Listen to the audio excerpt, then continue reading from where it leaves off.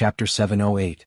After returning from Earth, Rinpoche and the Empress walked around the small city with great interest. Shiyang City was very small and had a population of only tens of thousands. It was the only city within a radius of hundreds of kilometers. Similar to other cities in Dayo, fights could be seen everywhere. People smashed the walls of other people's houses and were chased out. From a two-person fight, it turned into a three-person scuffle.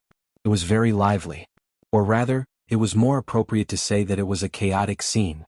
Curses like skin whipping could be heard incessantly. It was said that this was the dialect of a certain village. Rinpoche and the Empress hid their identities and wandered around the city. They even deliberately went to the streets and alleys to read the Lan City Daily that was posted on the bulletin boards to see if anyone was explaining what was written in the newspaper. Although it was called the Lan City Daily, the newspaper had actually spread across more than half of Dayo. Except for the ones in Lan City that were sold, the other places were directly brought by the caravans and posted on the bulletin boards. Rinpoche had already treated this matter as the most basic way to enlighten the people and let them understand the outside world. Therefore he didn't relax at all even though he was losing money. In addition, he also saw two familiar signboards in the city, the Imperial Shop and the Dayo Business Firm. The former mainly sold mirrors, glassware and spices, while the latter was a shop of the Department of Commerce that temporarily sold soap, pumpkins, sweet potatoes and potato seeds as well as wooden chess and gamoku. Rinpoche had to admit that this assistant who recommended himself was indeed very capable. He didn't have to spend too much effort in the Department of Commerce and only needed to control the general direction. The two of them walked around the city for half a day to get a look at the living conditions of the people in the city before setting off again. 5 days later. Your Majesty, that's Mount Liotsue, Rinpoche said as he pointed to a mountain in the distance.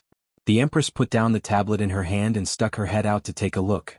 Mount Liotsue was shaped like a bowl on the ground. It was said that there was a very powerful being in the belly of the mountain. The first emperor entered the belly of the mountain when he was at the Longevity Heaven realm and returned with serious injuries. After recovering, he led many experts to the depths of the 60,000 mountains and was never heard from again. Although it had been many years and the bones of ordinary people would have turned cold, the Empress knew that the being in the belly of the mountain wasn't dead. This was because it had already existed there for thousands of years before the first emperor. It was unlikely that it would die so coincidentally in just a few decades. The Empress had always wanted to go in and see what kind of existence it was. She also wanted to know where the first emperor had gone. As long as he knew where the first emperor had gone, he would be able to find out where the late emperor had gone. The Empress stuck her head out and looked at the mountain from afar. Her eyes flickered with radiance. After a long time, she retracted her gaze and said faintly, "In the future, I will personally go and take a look. Now is not the time. Perhaps we can get a robot to bring a camera in and take a look?" Rinpoche pondered. There's no entrance. The entrance from back then had collapsed long ago. We need to dig an entrance first. If we want to dig an exit, we will have to face it directly. The Empress shook her head. We don't have to get people to dig a hole. Maybe we can find a place to drill a hole like a brine the size of 2 fists. Then we can use a small remote-controlled robot with a camera to enter. The Empress was slightly tempted. If she did this, there was indeed hope for her to see the existence in the belly of the mountain. After thinking for a long time, he said, "It sounds like there's a chance of success. It's a pity that we're in a rush this time. Let's talk about this when we get back." Okay. Rinpoche nodded cheerfully. Looking at the mountain was like running a horse to death. They saw Mount Liotsue at noon, but it was not until the moon came out that they reached it. It was the place where Rinpoche and the others had stopped before entering the iron mine at Mount Liotsue. There was a small forest and a small stream beside it. Rinpoche jumped down from the carriage, stretched, and pointed to the darkness in the distance. He said to the Empress, "That's where I saw the Bichi the last time. It said that misfortune and fortune come hand in hand. The following period of time really did. First, there was an earthquake and I was buried under a house. Then I was attacked by a huge flower eagle. After killing it, I found a cloud crystal in its stomach. After returning to Lan City, I was assassinated. Your Majesty had to bring me across thousands of kilometers to retrieve the antidote. On the way back, I was surrounded and intercepted by Great Xia. Fortunately, as the saying goes, misfortune and fortune come hand in hand. I'm finally safe." Although he had only been here once, he still had a deep impression of this place. It could be said that this was the starting point of a series of events. Later on, even when he was on Earth, he was first invaded by thieves and then forced by the Jin family. Too many things happened during that period of time, and it seemed that all the bad things had been squeezed together. Fortunately, after half a year in Dayo, he was finally able to settle down. Calculating the time he spent in Dayo and on Earth, it added up to about a year. Just one look and he was unlucky for a year. This thing was much more powerful than the god of misfortune. You also found an outstanding little white flower here, the Empress continued. Rinpoche was stunned at first. He recalled what happened back then and immediately laughed. After laughing for a long time, Rinpoche said, "When I saw that flower, I thought of your majesty and felt that it was very similar." After everyone had dinner, the Empress rested in the carriage. Rinpoche sat in front of the carriage and told her about what happened the last time he was here. Inevitably, the Bichi was mentioned again. Last time it was attracted by the milk candy. This time it's so far away that you probably can't see it. Otherwise, I would like to let your majesty see that Bichi. It's quite a cute little thing. When the Empress heard what he said, she felt like eating something sweet. She took out a piece of chocolate from the box beside her, tore open the wrapper and stuffed it into her mouth. It's better not to see it. This time I'm just going to see my mother. I don't want too many twists and turns, the Empress said casually. Although she was also very interested in this kind of magical thing. However, the price that she had to pay was too high. That wasn't some kind of mascot. Not only would she not be lucky if she saw it, but she would also be unlucky. Just as the Empress tore open the second piece of chocolate, her gaze suddenly froze, and she struck Rinpoche's side with a backhand. This sudden movement gave Rinpoche a shock. From the corner of his eye, he saw a small thing flipping in the air to avoid this palm strike. Then it landed on the ground, lowered its body, arched its back and bared its teeth with a fierce look. Damn. Rinpoche turned his head and was immediately shocked when he saw this little thing. It looked a little like a fox with a red body and a pair of fleshy wings on its back. The Empress frowned and looked at the little thing with a serious face. This is a Bichi? Rinpoche nodded in disbelief. Did this thing have a grudge against him? Previously it was still fine in the mountains, but this time at the foot of the mountains, it actually said that a Bichi would arrive in no time? King ran faster than Chow Chow. Why is it here? The Empress's brows were tightly knitted. Just now the two of them were casually chatting and didn't take it seriously. They didn't expect this thing to actually appear. The meaning of this thing gave even the Empress a headache. Chapter 709. Their actions alarmed the surrounding guards. When they saw that there was a small thing in front of the carriage, everyone was surprised and asked, "What is this?" "It looks like a Bichi," someone said after carefully identifying it. After all, this thing had a special shape and was easy to identify. Misfortune and fortune come hand in hand. The surrounding guards were in an uproar. This thing was very famous. Even in the 60,000 mountains, it was extremely mysterious. Moreover, the meaning of this thing made everyone's head throb. However, the Bichi didn't react at all to the surrounding people. It kept baring its teeth at the Empress, and the hair on its tail stood up. Rinpoche looked at the Bichi and then at the Empress with a headache. Why did this thing appear? He hadn't gotten the white rabbit creamy candy today. Only the Empress ate a piece of chocolate. At the thought of this, Rinpoche carefully looked in the direction of the Bichi's gaze and then at the carriage. He took out a piece of white rabbit creamy candy and tore it open. Sure enough, the Bichi's gaze immediately shifted to him. Like a flame, it drilled into Rinpoche's arms. He felt his vision blur and felt as if he had been kicked in the face. The white rabbit creamy candy in his hand also disappeared. The flame snatched the white rabbit creamy candy and disappeared into the darkness. Even though Rinpoche was an earth wheel expert, he couldn't keep up with the Bichi's speed. It seems like this thing was attracted by sweets again. Rinpoche didn't know whether to laugh or cry. How much did this thing like sweets? It was like this time as well. It's not sweets. The Empress shook her head. No. Rinpoche looked at her inquisitively. From now on, everyone must be vigilant. The Empress ordered the guards before speaking to Rinpoche. If it's sweets, there's honey in the mountains. Why would it come here? To it, this kind of candy might not taste better than honey. Plus, the smell of honey is stronger and can travel farther. Besides, the mountain people often collect honey, and this thing has never been attracted by honey. Rinpoche nodded. What the Empress said made sense. However, it only appeared after the candy was taken out both times. It's like this once and twice. It can't be a coincidence, right? Rinpoche was puzzled. You were there both times? The Empress suddenly said. Rinpoche was taken aback. Your Majesty, what do you mean? It's not necessarily because of the candy. Candy may be a little attractive, but it's only a little. It's impossible to be attracted by candy twice. Also, the smell of the candy wrapper is very faint. Although this thing's sense of smell is sensitive, it shouldn't be this sensitive. I think it might have something to do with you. In fact, you've been lurking in the shadows ever since you arrived here. That's why you suddenly appeared. I'm afraid it was the same last time. Rinpoche pondered for a while and had some doubts about the Empress's words. What do I have to attract it? I don't know. But if you want to know if it's true, it's very simple. Get someone to take the candy and leave now. Tear the paper 5 kilometers away and see if it will appear. As soon as the Empress thought of it, she immediately ordered 4 people to bring candy and leave in 2 different directions. After an hour, the 4 of them returned. Your Majesty, that thing didn't appear, the 4 of them reported. As expected. The Empress nodded her head in understanding. She then looked at the 4 of them and asked, "What's going on with your bodies?" Out of the 4 of them, 2 of them were stained with blood and the other 2 had some dust on them. It seemed like they had encountered something. The 2 of us encountered a pack of wolves. That's strange. Usually, wolves hate themselves for not running fast enough when they see us. They actually dared to surround us today. The 2 people at the back said. Wild beasts were actually very smart and could measure the strength of both sides. Just the murderous aura from their bodies was enough to deter wild beasts from approaching them. However, today was a little different. A rock rolled down from the mountain in front. If we didn't dodge quickly, we would have been hit.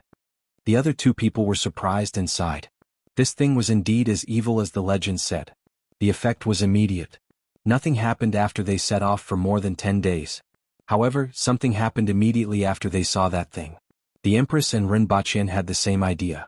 Even though Rinpoche had experienced it before, he felt that it was simply too coincidental. You guys can leave first. Remind the others to be careful even when resting. After the 2 people left, the Empress looked at Rinpoche, took out a piece of chocolate from the box, tore it open, and threw it out of the carriage. A fiery red light flashed, and the piece of chocolate disappeared without a trace before it landed on the ground. Sure enough, it's coming for you. It's following you in the dark. The Empress finally confirmed it. Seeing this scene, Rinpoche was speechless. Although he didn't know what it was doing, it seemed that the Empress was right. However, he was concerned about another matter. Your Majesty, you seem exceptionally wise and mighty today. Rinpoche looked at the Empress curiously. Do you think I'm usually not smart enough? The Empress glanced at him and sneered. How is that possible? To be able to govern Dayo in such an orderly manner? Your wisdom isn't something that ordinary people can fathom.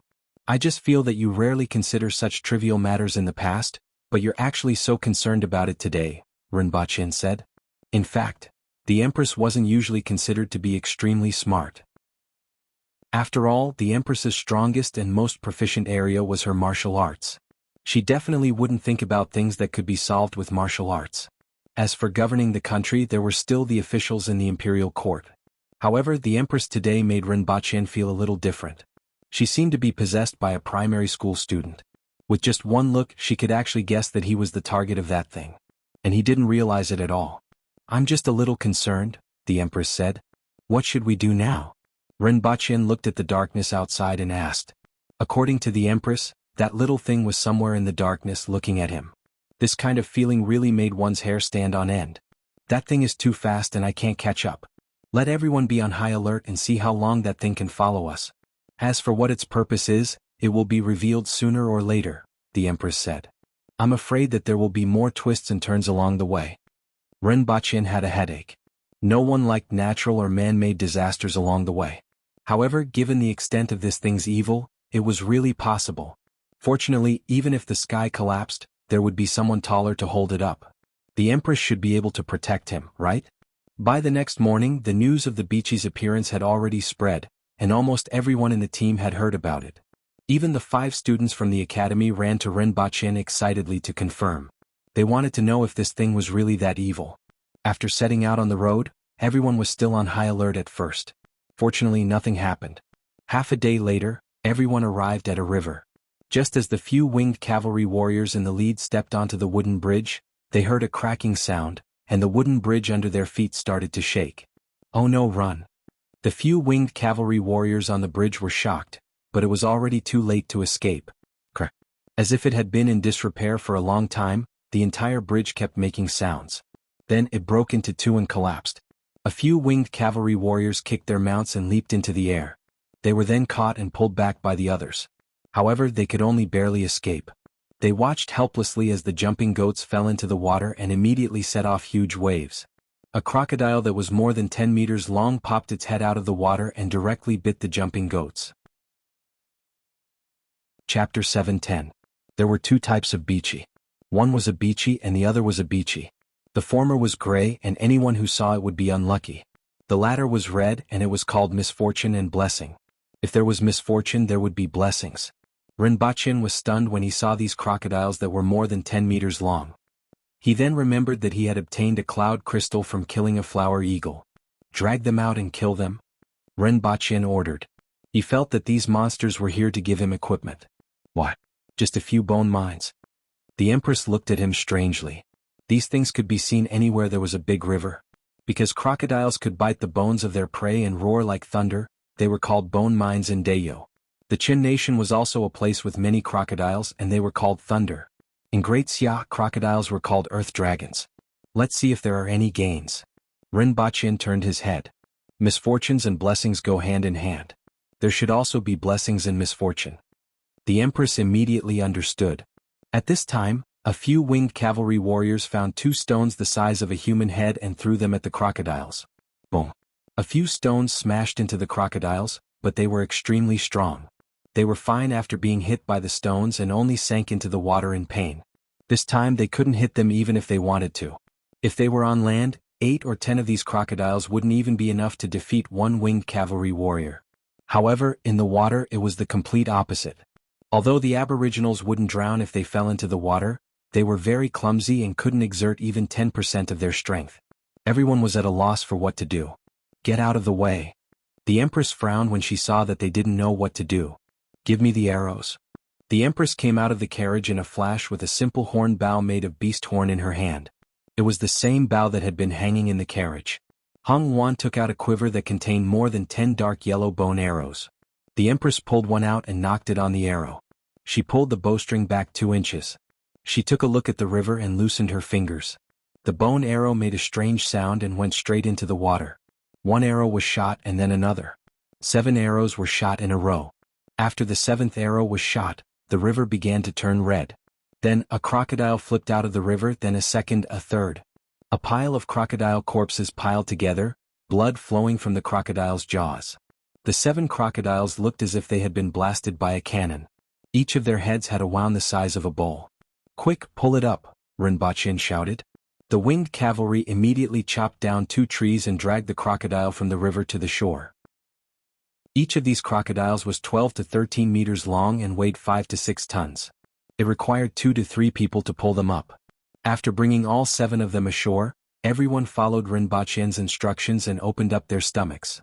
At first, Rinpoche thought that there would be some gains. However, after everyone searched the place thoroughly, there was nothing except for the corpse of the jumping goat.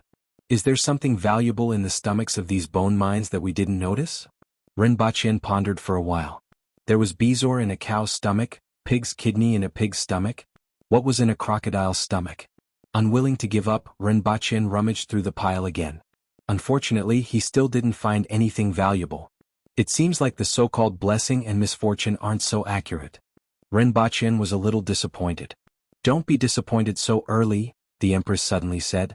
Rinpoche immediately turned his head and asked, Did your Majesty discover something? It seems like a big guy is coming. The Empress hooked the bow with her little finger and flicked it, causing the bow to spin in the air. Everyone retreat, the Empress ordered. After the order was passed down, everyone left the riverside. The water churned and a huge tree trunk floated up from the river. A huge crocodile floated up from the river. Its yellow eyes were filled with ferocity as it stared at everyone on the shore. What a huge crocodile, Rinpoche exclaimed. A crocodile that was 12 to 13 meters long was already a huge monster. If it were on Earth, it would be a well-deserved giant beast. However, the head of the one that floated up from the river was almost as big as a car. It was at least 20 meters in length. Following which, the huge crocodile's chin swelled up. It didn't open its mouth, but a thunderous sound came from its body. Following this sound, the surface of the water began to roll outwards in circles. The Empress glanced at the crocodile and said, Killing the small one has attracted the big one. It might be the smell of blood. It's pretty strong. It seems to be at the Kismet heaven level. If we didn't discover it today, it wouldn't have any natural enemies in the river. Perhaps, it would have been able to grow. After saying this, the Empress raised the bow again. Previously, when she shot those crocodiles, the bowstring was only pulled back by 2 inches. This time she pulled it back by more than half. The huge crocodile seemed to have sensed that something was wrong and immediately lowered its body. However, its fate was sealed the moment it popped its head out to check. The arrow suddenly left the bowstring and pierced through space without making a sound. The crocodile didn't even have time to react before the arrow pierced through its eye and went straight to its brain. Then red and white blood spurted out from its eye. Following which, everyone heard the bowstring vibrate and emit a buzzing sound. Pull it up. The Empress threw the bow to Hong Yuan, who was behind her. This time it took some effort to pull the crocodile up. This crocodile weighed at least 20 tons. Huge. When the crocodile was pulled up, everyone's first impression was that it was huge. It was simply too huge. It was simply a colossus. Previously, when they were in the river, Rinpoche estimated that the crocodile was more than 20 meters long. Now that it was pulled up, Rinpoche used his footwork to measure that it was at least 24 meters long, which was equivalent to the length of 4 to 5 cars added together. The corpse was lying on the ground and was actually as tall as a person. Dig it open.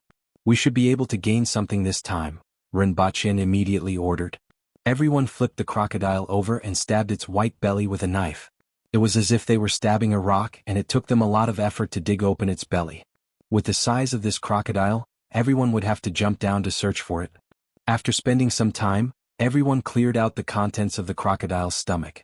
Their harvest was a huge crocodile heart X1, a huge crocodile penis X1, a huge crocodile internal organs X1, a huge crocodile skin, a huge crocodile skeleton, and several tons of huge crocodile meat.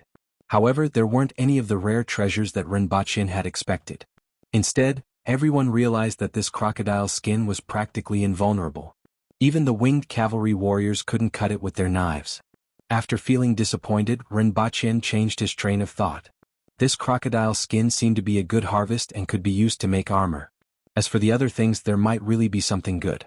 It was just that he knew too little about crocodiles, so he mistook these treasures for trash. Taking a step back, at least they would have dinner for the next few days.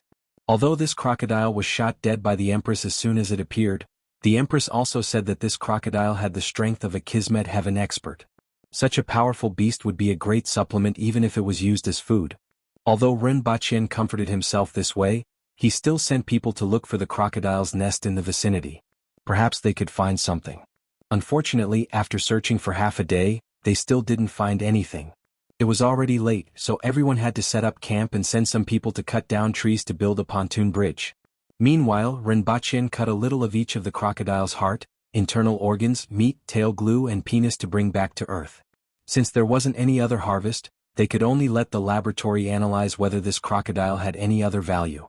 After bidding farewell to the Empress, Rinpoche got into her carriage and prepared to go back. In the past, he was always in his room or in a hidden place. Now that he was outside, he didn't have to be afraid to do so in the Empress's carriage. In fact, Rinpoche wanted to try something else. If the Empress moved the carriage after he left, would he still be in it when he appeared again? After bidding farewell, Rinpoche used his mind, and the surrounding air began to distort. At this moment, the Empress's expression changed. She saw a streak of red light plunge into Rinpoche's chest. In an instant, Rinpoche disappeared. Along with him disappeared was the Empress's carriage. The thick fur that the Empress used as a bed, the table that held the fruit and wine jugs, and the boxes that held the clothes all fell to the ground. Qing Yuan and Hong Yuan were also caught off guard and fell, almost landing face first. The Empress landed in midair and looked at the empty surroundings and the many stunned winged cavalry warriors. Her face was cold and messy in the night wind. Just at this moment, a bolt of lightning split the night sky, followed by a deep rumble of thunder. "Your Majesty." The winged cavalry commander, Gong Zheng, stepped forward with a blank look on his face. He really wanted to ask the Empress where the carriage was. Why was the carriage gone? Chapter 7:11. Since the first time he traveled to Dayo, he had traveled back and forth at least 100 to 200 times. This was already instinctive to Rinpoche, and he didn't need to think too much about it.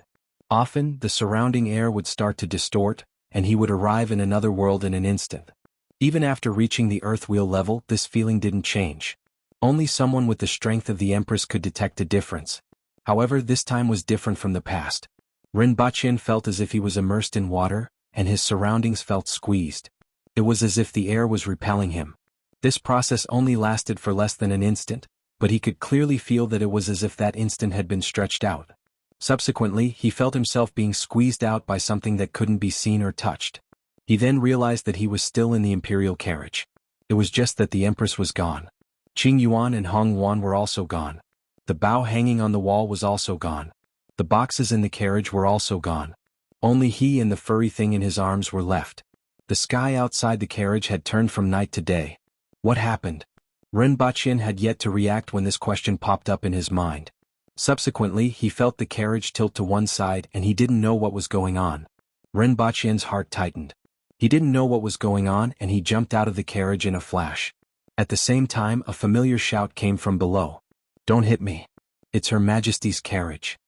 After jumping out of the carriage, Rinpoche took a good look at his surroundings. He was indeed on Earth, but he wasn't in a room but on the roof. The group of people below hurriedly caught the Empress's carriage. If not for their sharp eyes, the carriage would have been turned into a pile of broken wood. The furry thing in Rinpoche's arms also moved.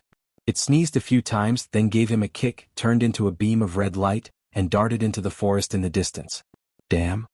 Rinpoche was completely confused when he reacted. At that time, the Empress, Qing Yuan and Hong Yuan were all in the carriage, but he brought it back?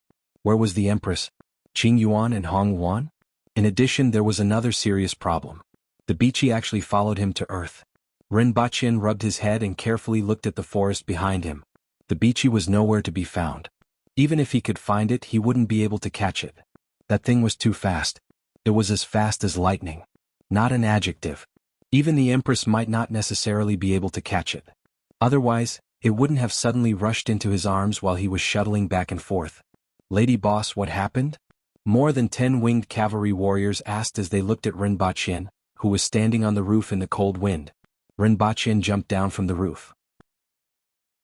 He couldn't be bothered to answer this question and directly instructed, "Look after Her Majesty's imperial carriage. If there's any damage, I'll plant you in the soil and see if I can grow 10 more by next year." After saying that, he returned to his room and sat there in a daze for a long time, trying to sort out the situation. He was too careless this time. In the past, he had always been in his room or in the wild, so he had neglected this matter. He was traveling with the things that he touched and that he could move. He had even brought back straw from the prison and soil from the wilderness. Although the Empress's imperial carriage weighed more than 500 kilograms, it was now completely within the range that he could move, so he naturally brought it back. As for the Empress, Qing Yuan and Hong Yuan as well as the things in the imperial carriage, they were probably left in Dayo. The pressure that he felt when he shuttled back and forth was probably because the imperial carriage had overlapped with the walls and roof of the room, which was why it was directly squeezed out. This gave Rinpoche an important piece of information. Even if something was placed in the place that he left, when he shuttled back and forth again, it wouldn't overlap with those things. Instead, it would directly repel him. This greatly reduced the risk. After sorting out the situation with the imperial carriage, he began to worry again. The Bichi actually rushed into his arms and was brought to Earth when he shuttled back and forth. Furthermore, with its speed, he couldn't catch it at all. This was Shanghai, and many people usually came up to this mountain. If he was seen by others, he would just have to wait to see the news. For example, the shocking discovery of a flying fox, somewhere. These were all trivial matters. Or, someone encountered the arrival of the Grim Reaper, and escaped unscathed, but the surrounding people suffered heavy casualties. This wasn't impossible. Rinpoche had a headache thinking about the trouble that this thing could cause. After thinking about it, Rinpoche felt that he had to think of a way to try. He opened the windows and let the cold wind blow in. At this time, it was early winter in Shanghai again. Rinpoche found a pile of various desserts, tore open the packaging one by one, and placed them on the bed. The pile was like a small mountain. After waiting for a long time, he didn't see the Bichi appear. Even if it did, Rinpoche admitted that he couldn't do anything about it. After pondering for a long time, Rinpoche couldn't think of any good ideas. He simply turned on his computer and went online to search for ways to wait for it to come to him. Soon after, he found something good. Mouseboard. As long as he put the candy on the mouseboard, it would definitely fall for it as long as it came. It didn't matter how fast it was. As long as it stayed on it, it couldn't run away. Of course, an ordinary mouseboard definitely wouldn't work. Although its greatest advantage was its speed, It wouldn't be as weak as a mouse no matter how weak it was in other aspects. It had to be specially made. For example, a metal plate could be smeared with super strong glue. Ren Baqin immediately called Shin Feng and asked her to find a way to get a mouse board that met his requirements and send it over tomorrow. After that, Ren Baqin ignored the pile of candy in the room, changed his clothes and left. He felt that the little thing might be more easily fooled if he wasn't around. He would let it eat a little today to relax its vigilance and give it a surprise tomorrow. After taking the things that he cut off from the crocodile, Ren Baqin called 2 winged cavalry warriors to accompany him to the Messier 87 department. However, halfway through, Ren Baqin suddenly felt his body become weightless. Then he and his car fell.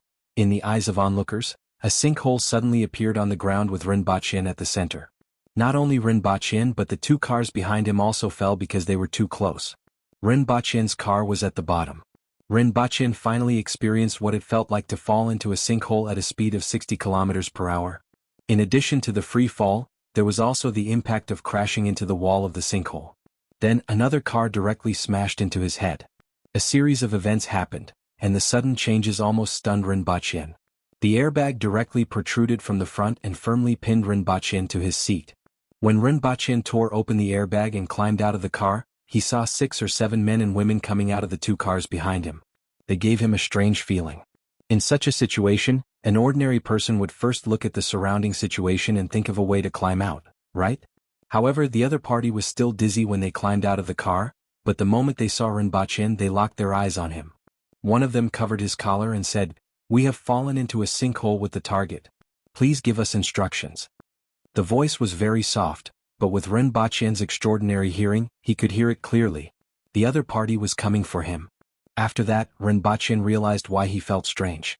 It wasn't just the other party's reaction but also their temperament. Although they looked similar, they weren't Chinese. "Do it." The first sentence was shouted by the other party. Chapter 7:12. Do it. Keep them alive.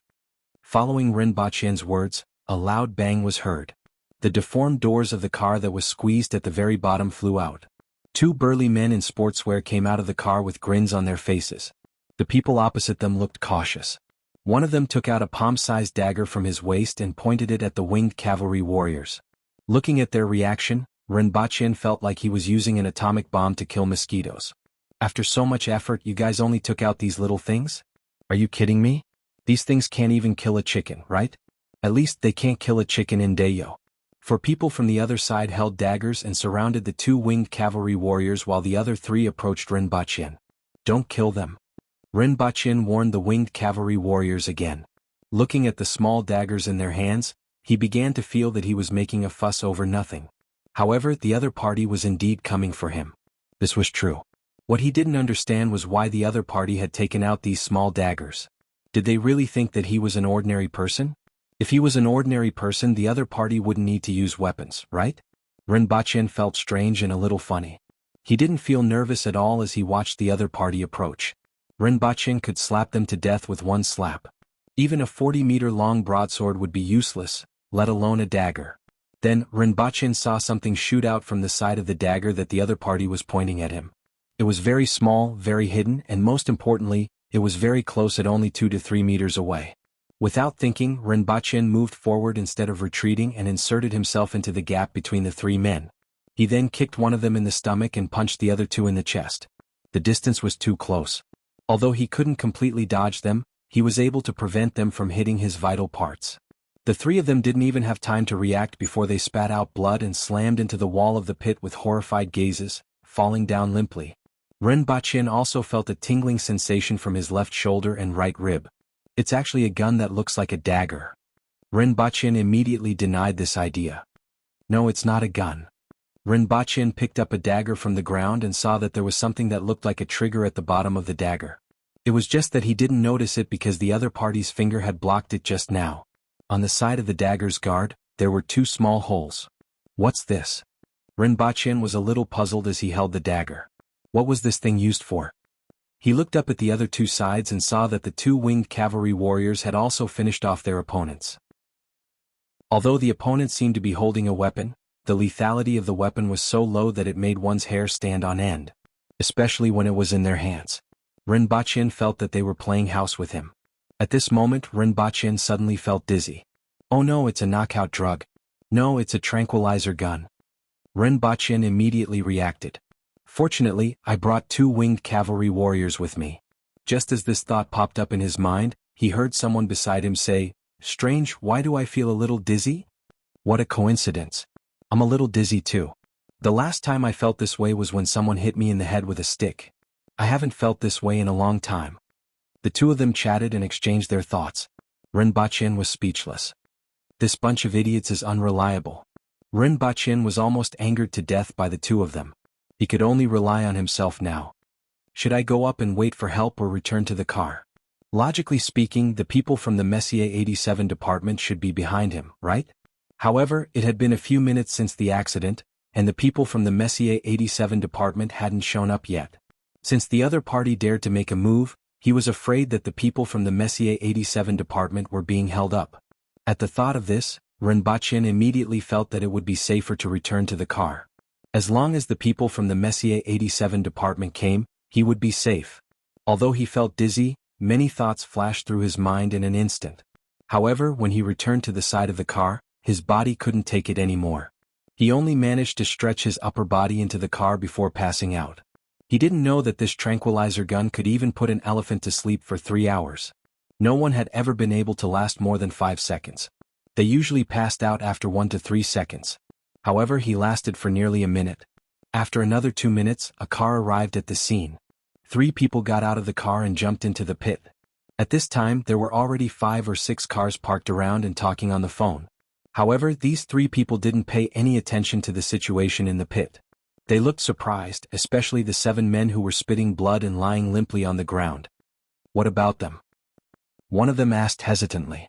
When they rushed over, they didn't expect such a situation at all. This is an important matter. The target is more important, another person said. Take the target away. Let's go. The 3 of them pulled Rinpoche out of the car, dragged him to the road and stuffed him into the car before driving off. Meanwhile, the 5 or 6 cars were still calling the police. Now, not only had an accident occurred, but it had also become a kidnapping case. In any case, the target is in our hands. As for them, let's wait for the higher-ups to think of a way to exchange them.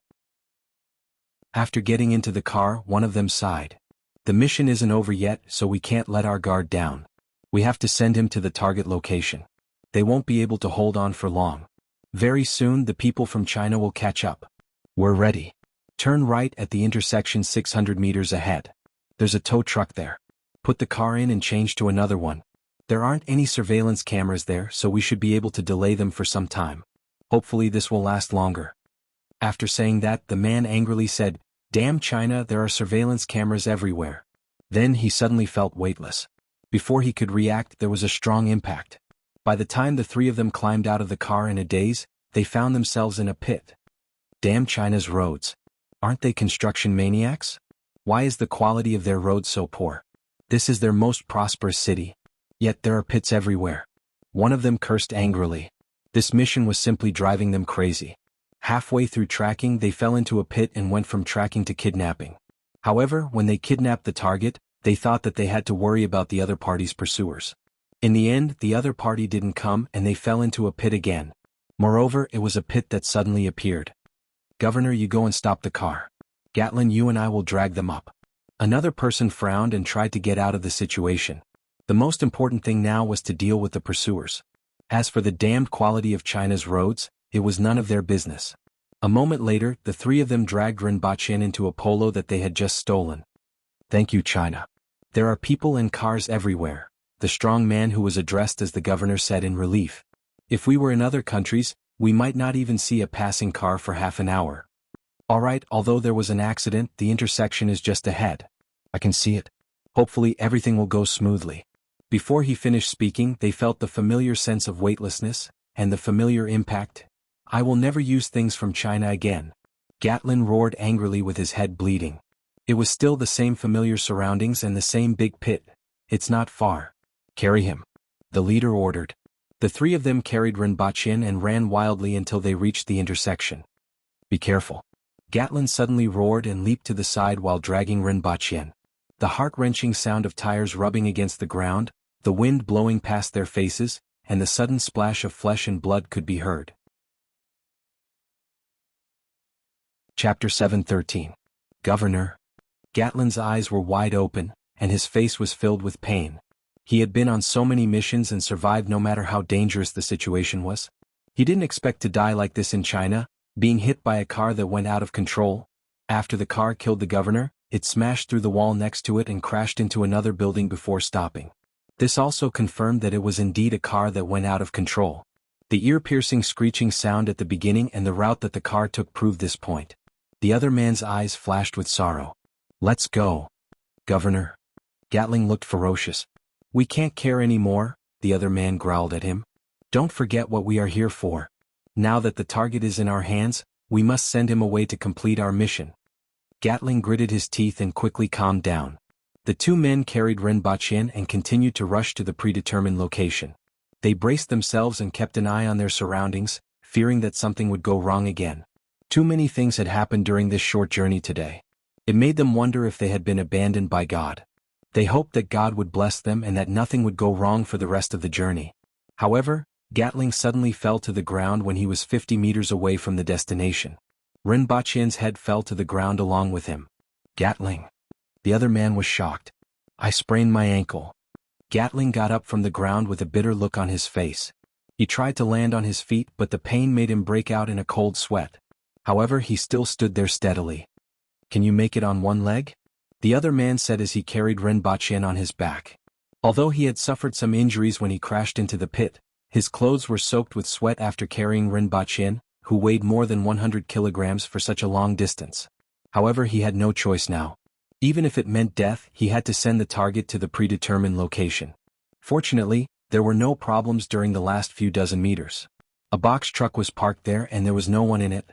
The trunk was originally meant for the previous car, but it was no longer necessary. In front of the truck was a very ordinary Volkswagen Jetta. The two of them stuffed Rinpoche into the trunk and drove toward the beach. The two of them were on tenterhooks as they drove, afraid that they would fall into a pit again. Fortunately, the journey was smooth and they quickly boarded the speedboat. There were two more people waiting, and when they saw the two of them coming with their target, they quickly set sail. In 20 minutes, they would be able to leave the territorial waters and enter the international waters in 3 hours. They had only sailed for a dozen nautical miles when two corvettes followed them from afar and kept trying to radio them to stop and inspect the ship. However, the speed of the guard boat was much slower than their speedboat, so it didn't take long for them to shake it off. Seeing that the corvette behind them had shrunk to a small dot, the few of them felt relieved. When they turned their heads and saw that Rinpoche was still unconscious, they felt relieved. "Keep an eye on him. I'm afraid this guy is an expert in unarmed combat." The 7 people at the scene were all seriously injured, and 3 of them were probably injured by him. Moreover, they were under the effect of anesthesia. He probably knocked them down in an instant. "If he wakes up, the speedboat is so narrow, and the few of us may not be his match," the man who brought Rinpoche all the way said. "Being tied up so tightly, what can he do even if he wakes up? It's almost time to give him a first aid injection. If an accident happens, we won't be able to account for it. After all, we paid a huge price to catch him." Another person took out a miniature syringe from a box on the boat and prepared to give Rinpoche an injection. This kind of anesthesia was very powerful, but it was also very harmful.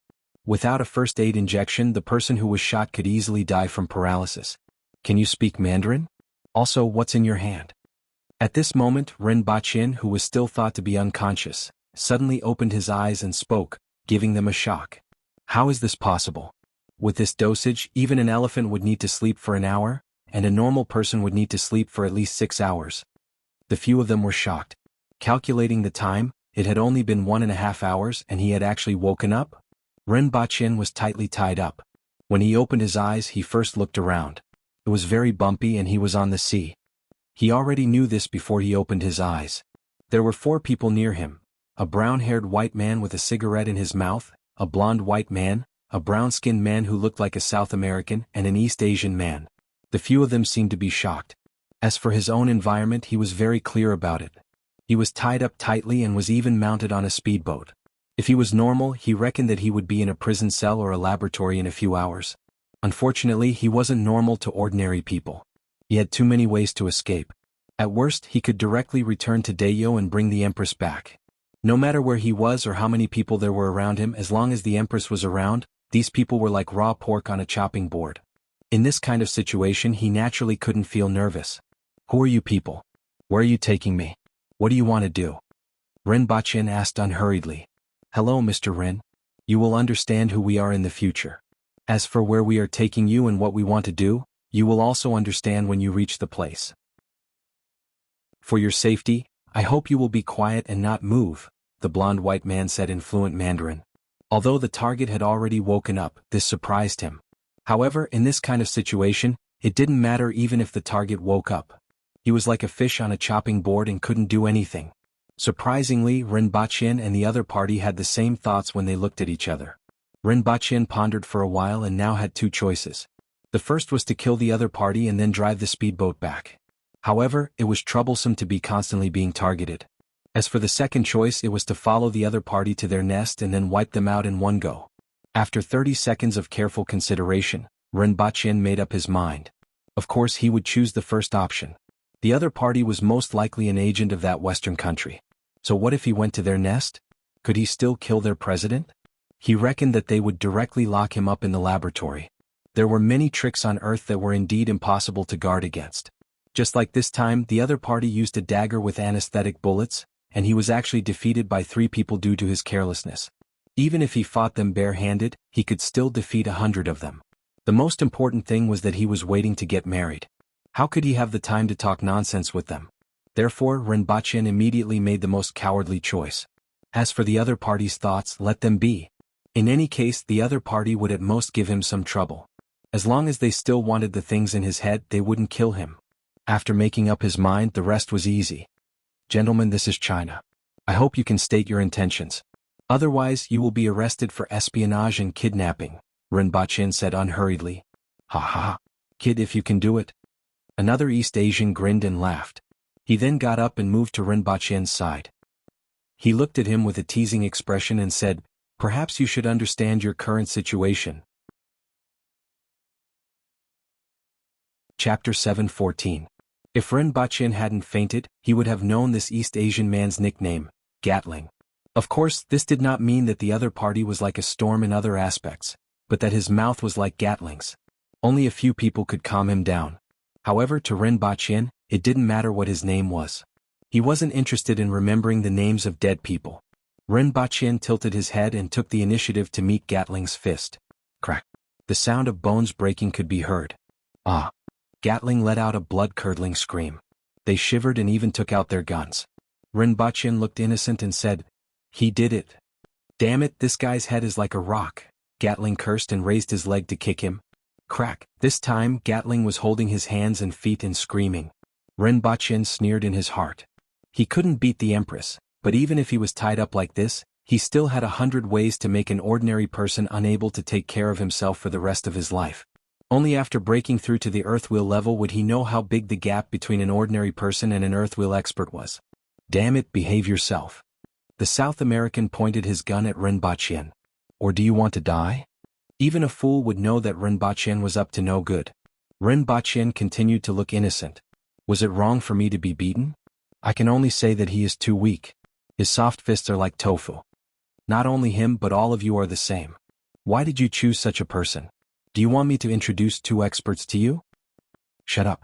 Did I tell you to behave yourself? That man looked ferocious. Even though Ren Baqin was tied up tightly, he was still able to shrug his shoulders and keep his mouth shut. You are really stupid. That man scolded Gatling again before returning to his seat. Gatling looked at Ren Baqin with a vicious look in his eyes. His lips kept opening and closing as he cursed silently. If the higher-ups didn't want him alive, he would have killed this bastard right now. Don't be provoked by him. He is our mission target. As long as we send him to the destination, our mission will be completed, the blond man said. As soon as he said that, a dolphin suddenly jumped up from the bow and collided with the speedboat. The dolphin was sent flying before it could even let out a cry. In fact, because many fishermen would feed the dolphins, they would often chase after the fishing boats to play, and getting hit by them would also happen. However, it was still frightening for it to suddenly jump out and collide with the speedboat. The ship also shook violently, swaying from side to side and almost overturning. Gatlin, who was sitting on the side with one hand and one foot, screamed and was directly thrown out. Damn dolphins. The brown-haired man cursed as he turned the speedboat around and returned to the struggling Gatlin. Catch. The South American man tied a life buoy with a rope and threw it to the side of the Gatling. Rinpoche saw that the South American man had his back facing him, the brown-haired man was steering the speedboat, and only the golden-haired man was looking at him. He immediately knew that his opportunity had come. Out of the 4 people just now, at least 3 of them were able to pull out their guns immediately. If he killed one with his golden spear, the others would turn him into a sieve. Golden spear. Rinpoche looked at the golden-haired man and called out in his mind. Then a spearhead emerged from Rinpoche's head. Rinpoche looked like a calabash. The golden-haired man was stunned when he saw this scene and asked incredulously, "What's this?" "Kill him." Rinpoche ordered in his mind while calling out, "Metal chain, tie up the other person." The golden spear was speechless. It retracted without saying a word. The spearhead retracted, and another metal chain emerged from Rinpoche's head. The first 3 sections were bent like a snake's head, and it looked around before retracting as well. Damn. Rinpoche almost vomited blood. These 2 cowards. It was rare for them to be useful, but they were actually terrified? Terrified at this time? The 2 of you are simply deceiving me. I have worked so hard to raise you for so many years, but now that I need you, you are actually terrified? The golden-haired man rubbed his eyes in disbelief as he saw a spearhead and a metal chain emerge from Rinpoche's head. He stammered, "The Jingu Bang." In his memory the only thing he could think of was the Jingu Bang. Although it didn't look like it. What happened? The other 2 were alarmed by his voice and turned to look. A rod and a metal chain emerged from his head. The golden-haired man said in disbelief. Then, the 2 of them looked at Rinpoche suspiciously and then at the golden-haired man as if they were looking at a fool. A rod and a metal chain emerged from his head? However, to be on the safe side, the South American man still came over to check on Rinpoche. There were no abnormalities. As for the rod and the metal chain, they probably only existed in the golden-haired man's imagination. "Dentist, apply to see a psychiatrist when you go back," the brown-haired man said.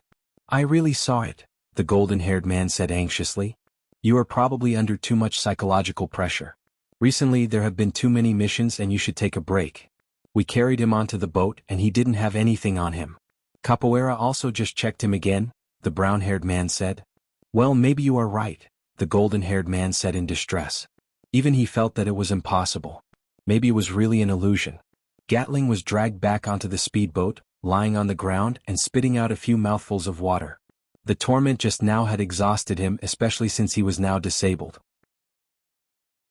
"It's time to leave. Those guard boats may still be behind us and we will be caught up if we delay any longer," the brown-haired man said as he started the speedboat. At the same time, he turned his head to look at the sea and frowned. "The blood of that dolphin seems to have attracted sharks. Sit tight." Then the speedboat quickly moved forward. To be honest, everyone was a little worried just now. Although they weren't in China's territorial waters, they were in China's economic waters, and the other party could catch up at any time. Now that the speedboat had set sail again, everyone was finally relieved. However, before they could sail for more than 3 nautical miles, they felt the hull shake again, and the entire boat flew out of the water. Everyone quickly held on to the places around them that they could hold on to, and Rinpoche happened to be stuck in his seat. Just now, the bottom of the boat had directly hit the upper part of a whale shark, directly breaking it open, and the speedboat was directly sent flying. "Ah!"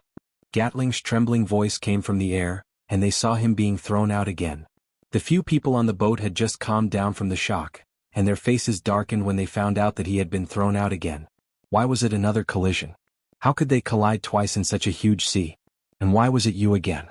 How could you fall down twice in such a short time? The brown-haired man had no choice but to turn the speedboat around to pick up Gatling again. The golden-haired man, who was called Dentist, suddenly said to Rinpoche, "You are loved by God." What? Rinpoche didn't hear clearly what the other party said. Dentist, on the other hand, had a bitter look on his face as he drew a cross on himself. After catching the target today, he finally understood one thing when he linked the series of events together. There were really people in this world who were loved by God. For example, this person in front of him. Since the beginning of the operation, not a single place had been smooth. They had been affected by all kinds of accidents from the beginning to the end. Chapter 7:15. If there were any enemies in the world that were the most difficult to deal with, it would be those whose God was always on their side. You could defeat a strong person or a smart person, but you couldn't defeat a person who was wrapped in luck. Because they would always turn danger into safety. And everything you did would become a wedding dress in the end. Just like the protagonists in those novels. That was what Dentist was feeling now. Ever since he caught the target, luck seemed to have turned away from them, and bad luck came one after another. This made him a little afraid. He had undergone a long period of rigorous training, but it didn't allow him to defeat people who were shrouded in the gaze of God. What nonsense are you talking about? The brown-haired man scolded in a low voice as he drove the speedboat around the sea to pick up Gatling. You didn't see what I experienced? You don't know how it felt when a sinkhole suddenly appeared on the road several times in a row. You also don't know how I felt when I saw the governor being hit by an out-of-control car. Look, Gatling has fallen into the sea twice now. What? So many coincidences? Dentist's face twitched as he shouted. Yes, they are coincidences. We will complete the mission soon, the brown-haired man said matter-of-factly. Ha! Do you believe that such coincidences will happen again? Dentist roared angrily. We'll talk about it when the time comes, the brown-haired man said indifferently. Then he looked at the sea and his expression changed dramatically. Oh no. The South American man called Capoeira noticed it earlier than him, and his expression was even worse. They saw Gatling's face full of terror, shouting something and struggling non-stop. The seawater around him seemed to be boiling as if it was stirred by something. The culprit of all this was the dorsal fin that occasionally appeared on the surface of the sea. It was a shark. Hurry up. Hurry up. Capoeira kept urging. The speed of the speedboat was very fast, 60 knots per hour. However, it was precisely because of its fast speed that it had thrown Gatling too far away. It would take at least 3 minutes to go around in a big circle to get back. These 3 minutes had decided Gatling's life and death. When they rushed back, several sharks were taking turns to attack Gatling. Like a cavalry charge, they repeatedly charged at him. Blood dyed the seawater red. Gatlings and the whale sharks. Catch it, come up. Capoeira threw the swimming ring over. The swimming ring landed in front of Gatling, but Gatling stretched out his hand, but he had no strength at all. In the end, he could only shake it helplessly and was dragged into the water by a shark. D***eminit, D***eminit, D***emin starred. Capoeira kept shooting at the sea with his gun, his eyes bloodshot. Although Gatling wasn't likable, he shouldn't die here at this time. Complete the mission. Do you really think we can complete the mission safely? The governor and Gatling are finished. Dentist seemed to be laughing and crying at the same time. What nonsense are you talking about? If you keep babbling, I'll kill you first. Now shut up and sit down. When you get back, you can apply for your resignation.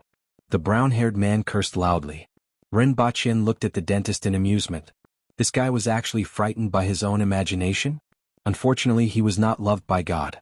It was more accurate to say that he was the god of misfortune. As for these fellows, they could be considered as fish in the moat. However, he was exceptionally happy to see the miserable state of these people. His only hope was that nothing would happen to this boat. He had just returned and would have to stay for at least a day and a half before he could go back. If anything happened to this boat, he would be in trouble along with it. The problem now was how to untie this rope. Damn it, these people were quite professional in tying him up. His hands were tied behind his back, and his thumbs were locked together. He couldn't exert any strength at all. His arms and legs were also tightly tied up with nylon ropes that were as thick as a thumb. Golden Spear, cut the rope behind me, Rinpoche said in his mind. Although these two scammers had angered him to death, he could only rely on them now. Then he felt his two thumbs loosen. Rinpoche heaved a sigh of relief and thought to himself, fortunately, I'm not fooled this time. Also, the rope on my arms and legs. Rinpoche almost didn't feel any sharp blade cutting the rope, and the rope was directly loosened. The change in the rope was immediately noticed by Capoeira, who took out his gun and aimed at Rinpoche. Rinpoche put his palm on the ground, bounced up, and stepped on Capoeira's head. The entire boat sank and the South American man's neck was stepped into his chest. He died instantly. This change was so sudden that the other two people couldn't react at all. They saw Capoeira suddenly become shorter, and there was an extra person on top of his head.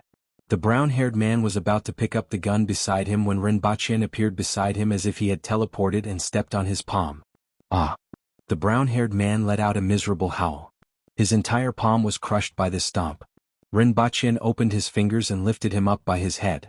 With a friendly smile he said, As long as I use a little more force, your head will crack like an egg. Bang. So you better be quiet just like him. Isn't that good? Ever since Rinpoche had launched an attack, Dentist had reached out for his gun but quickly retracted his hand. The other party was too fast. It was hard to believe that humans could be so fast. He didn't even see the other party's shadow before he suddenly appeared on top of Capoeira's head. He even suspected that the other party knew some kind of magic. Dentist was very sure that he couldn't draw his gun as fast as the other party. Furthermore, the other party was someone who was loved by God. Gatling's fate was already clear. He had already boarded the boat, but he died in such a ridiculous manner. This made him feel fear from the bottom of his heart. Rinpoche saw the fear in the brown-haired man's eyes, gently placed him back in his seat, and even stroked his head as if he was comforting a pet. Now that we are going to the rendezvous point, where are you taking me? Rinpoche suddenly changed his mind because he remembered something. This incident had exposed a major weakness of him and the winged cavalry. It was this kind of concealed weapon that made it easy for him to fall into their trap when he was careless. If he went back now and said that he had these people under control after waking up? However, this would also confirm this weakness that could be easily targeted and looked down upon. It would be better to put on a show and make people think that he was deliberately captured in order to catch the people behind the scenes and give them a deep revenge. This would also be in line with the image that he had been trying to create. The brown-haired man immediately fell into a dilemma. If he refused, he would definitely die and fail the mission. If he agreed, he would become a traitor to the country. However, there were so many people there and they might be able to capture him again. If that was the case, he would be able to atone for his crimes. In China's words, this was called beating someone at their own game. I got it, the brown-haired man said as he folded his right hand. There's a submarine waiting in front, and it will send you to the base. Well, I like obedient children. Rinpoche smiled, threw all the weapons on the boat into the sea, and then sat in his seat to enjoy the sea breeze. Base? That base in Japan, right? On the other side, the Messier 87 was in chaos. Rinpoche had been captured? Even Yang Sen couldn't believe it. They were obviously so powerful, but they were actually knocked out by a few tranquilizer bombs? This was simply shocking. We must rescue him. At any cost. Yang Sen gritted his teeth. No matter what, he couldn't let Rinpoche fall into the enemy's hands. He first called the higher-ups, and the instructions he received were the same as his own. Then he quickly arranged his men. The most important thing was where Rinpoche would be sent to. Contact Shen Feng and inform the cavemen in the villa. Although these people are like a group of primitive lunatics, they can still use force at times like this. The people from the Blessed Enclave were referred to as cavemen for short. In private, many people directly called them cavemen. After a while, the villa was in an uproar. The lady boss had actually been captured? If Her Majesty knew about this, there would definitely be a big problem. They didn't forget that Her Majesty had brought the lady boss all the way to Great Xia. They had to snatch the lady boss back. Who did it? Kill them. Kill them. Where's my knife? Take out all your knives. Chapter 7:16. Where is the lady boss? A group of people donned their leather armor and wielded their sabers. Their murderous intent soared to the sky. If something happened to the lady boss, even if the Empress didn't skin them alive, they wouldn't have the face to stay any longer. Let's wait. That girl just called to say that she is investigating the whereabouts of the lady boss and will let us know once she finds out. Su Wei sat on the sofa, propped his saber on the ground, and stroked the scabbard with one hand. Speaking of which, I haven't seen blood in a long time. My saber has been thirsty for blood for a long time. We are the best at killing generals, capturing flags, and killing entire families. Those people are too weak to save the lady boss, Xionging said. He had followed them to the Southern Dynasty to look for the two missing people and had underestimated the combat power of the Messier 87 department. Logically speaking, the lady boss's strength should be sufficient now. Although they haven't fought before, there shouldn't be anyone in this country who can beat him, right? I watched those combat competitions on TV, and all of them were as soft as the women of Great Xia. How could the lady boss be captured? Even if they had guns, they wouldn't be able to do anything to her. Shi Tong and Jiang Yuanshan accompanied the lady boss out. Where are they? They seem to be fine. They are now at the Messier 87 department. We will only know the details after seeing them, Su Wei said. The group of people chatted for a while and then stopped talking, waiting for news. They closed their eyes and rested, preparing for the upcoming battle. The winged cavalry had seen many life and death battles and were used to conserving their energy before a battle.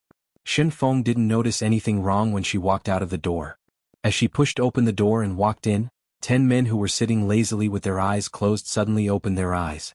The room seemed to be illuminated and everyone's eyes revealed a cold glint. They gave her the feeling of 10 ferocious beasts ready to hunt, and they were even more terrifying than ferocious beasts. They had completely lost their original carefree look. Shen Feng subconsciously arched her body and leaped backward.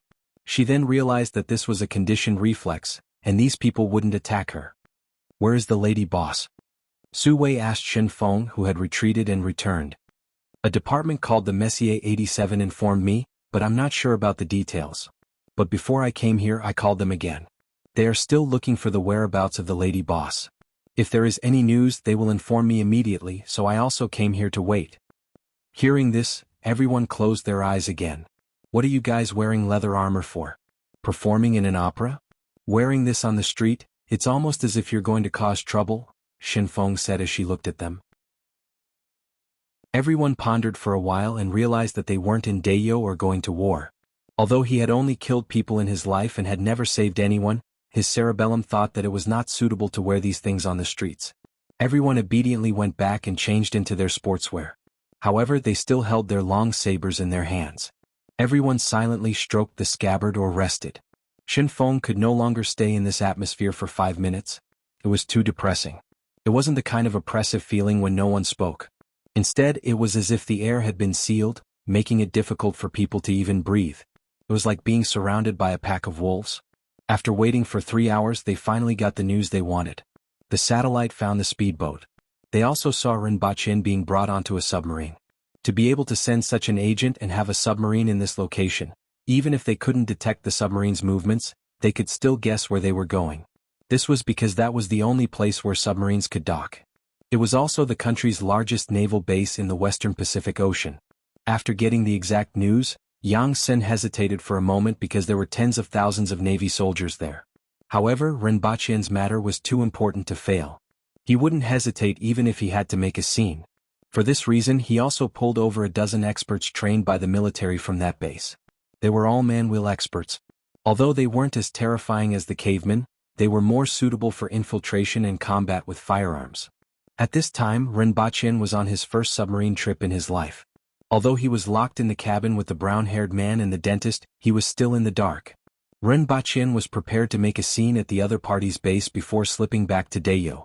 With his current strength, as long as he wasn't surrounded by people in an open space, he would still be safe. At most, he would find a place to hide for a day or two and then directly return to Dayo. In any case, he would cause trouble for the other party. In this way, the matter of him being knocked over by a tranquilizer gun could be said to be intentional. In any case, he would be able to regain some face. Wasn't it because of the Empress's strength that the nation had always treated him and the Empress with respect? In the end, he was knocked over by a tranquilizer gun. He was afraid that he would be looked down upon. Rinbachin had always believed in one thing, and that was to keep his fangs outside. This would save him a lot of trouble. If he was looked down upon, there would be a lot of trouble in the future. In the face of the nation's size, it was very likely that he would really become a pig. Both Rinbachin and the brown-haired man had their own plans. If they couldn't even take down one target with so many people in the base, it would simply be a joke. Both parties had their own plans, but they had forgotten that things didn't always go their way. Especially when Rinbachin was currently favored by a certain sh*T stirrer. After traveling for less than 2 hours, the submarine began to stop. The dentist went out of the cabin to inquire and found out that the propeller was actually entangled in a fishing net. They had to surface to clear the fishing net from the propeller. Upon hearing this news, the dentist went into the cabin and looked at Rinbachin with a complicated gaze.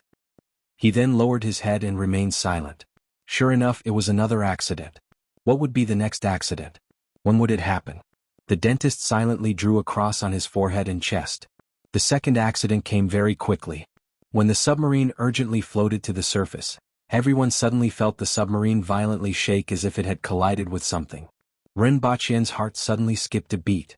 If there was a problem with the submarine, he could only kill everyone in the submarine and fight for enough oxygen to last for a day and a half. However, he didn't know that the electrolytic oxygen production equipment and the oxygen in the liquid oxygen tank were enough for everyone on the submarine to survive for 3 months. If that really happened, it could only be said that these people were unlucky. Fortunately, that didn't happen, and the submarine safely returned to the surface.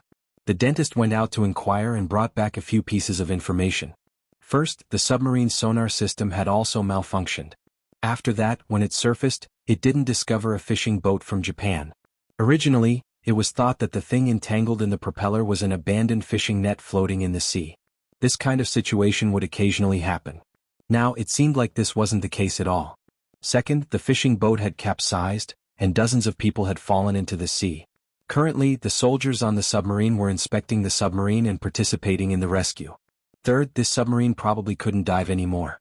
They were contacting other ships to pick up these people. The dentist kept looking at Rinpoche as he reported these few pieces of information. Sure enough, there was another accident. If he could, he really wanted to give up this mission and escape immediately.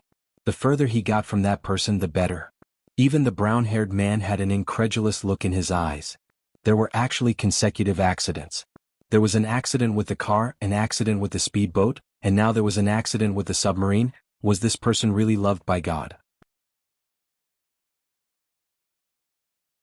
Chapter 7:17. Sitting in the submarine, Rinpoche felt helpless. Why was it so difficult for him to do something? It wasn't easy for him to make up his mind to wreak havoc at the enemy's base, but something happened to the submarine. He should really dissect the beachy to see what it was made of. If he could figure it out, he would probably be able to develop a weapon based on the law of causality. This level of misfortune was comparable to that of the god of misfortune. He felt that it was stronger than the last time he saw it. Although there were earthquakes, collapsing houses, being attacked by eagles, and being assassinated, it wasn't as frequent as this time. Driving a car into a pit, a speedboat collided with a shark, and now a submarine collided with a fishing boat. This journey could no longer be described as full of disasters. Rinpoche felt that if he were to obediently stay at their base for a month, wouldn't their base become a wasteland? Rinpoche's current mood was as if he had prepared for a long time and was full of anticipation while taking advantage of a few days of vacation to travel, only to have a problem with his transportation. He was full of resentment. After waiting in the cabin for 2 hours, the sky began to darken, and the waves began to get bigger. Wave after wave hit the submarine, causing it to shake violently. Following that, bean-sized raindrops came crashing down. Rinpoche listened to the sound of the raindrops hitting the steel and thought that it was fortunate that this was a submarine. If it were any other boat, he would really be worried that it would be capsized by the waves. There was no worst-case scenario in today's situation, only worse. The brown-haired man and dentist were also deeply worried. At this time, there were noises coming from outside. After the captain contacted the base, he finally allowed the fishermen to enter the submarine, but they were limited to a small area. The fishing boat had already sunk to the bottom of the sea. Following that, the submarine began to dive to avoid the storm and big waves on the sea. The storm on the sea came and went quickly. 2 hours later, the sky cleared up after the rain, and a 30-meter-long transport helicopter appeared in the sky. When Rinpoche and the other 2 people moved into the helicopter, there was already a team of armed soldiers inside. 9 people made up a combat team. Although there were 9 people in the cabin, more than half of the space was empty. Seeing the soldiers in the cabin, the brown-haired man hesitated. After weighing the risk of fighting with Rinpoche in the plane, he gave up the idea. After greeting the other party and exchanging a few words, the 2 of them sandwiched Rinpoche in the middle of the cabin and sat him down like real criminals. "Hey, you didn't say anything strange because I can't understand it, right?" Rinpoche smiled from ear to ear. "There's no need," the brown-haired man said. "I don't plan on dying with you here. I'm not ready to die for my country." "Very good." Rinpoche smiled. The soldiers around them looked at them in confusion, not knowing what they were talking about. However, their mission was to send these 3 people to the base, and they couldn't be bothered with anything else. After a while, Rinpoche started to feel strange because the helicopter wasn't flying east but south. If they flew east, they would reach the largest naval base in East Asia. His original destination was also there. Flying south could only mean Wuxia's base. It was the largest base for helicopters and amphibious ships. Not far from it was the Zhongseng base, which had the most land forces stationed there. Along the way, Rinpoche experienced a close air refueling and took another 2 hours to land slowly. Unfortunately, he could only see the sea from where he was and couldn't see the full view of the base. Rinpoche clenched his fists and felt a little nervous. After all, it was unthinkable for an average person to create havoc in a military base with tens of thousands of soldiers. In the eyes of people like Rinpoche who grew up on Earth, the strong military power of the military base was deeply rooted. Rinpoche felt that he was too arrogant to have such a crazy plan. However, he also wanted to see how far he could go. In any case, he could just raise his hands and surrender if he couldn't win. After the helicopter vibrated for a while, it steadily landed on the ground. The soldiers stood up and said to the three of them, "You can go down now." The brown-haired man and the dentist once again sandwiched Rinpoche as he got off the helicopter. Before Rinpoche even got off, he saw a team of soldiers with loaded guns waiting below. Including the team behind, there were 4 combat teams with more than 30 people. For an ordinary person, even if this number was divided by 10, it would be enough. Most importantly, this was an empty field surrounded by lawns and barbed wire. Not far away was the dock, where a warship and some amphibious ships were parked. Soldiers could be seen everywhere, and there were soldiers standing guard everywhere. There were also forklifts coming and going, and a large number of wooden boxes piled up on the side. In fact, during this period of time, a fleet was conducting an exercise here, and this base was providing logistics for this exercise. The timing of this operation and this exercise couldn't be said to be unrelated. It was just that Rinpoche's whereabouts were erratic. If he had been a few days late, the fleet would have returned, and the deterrent force of this fleet would have been reduced.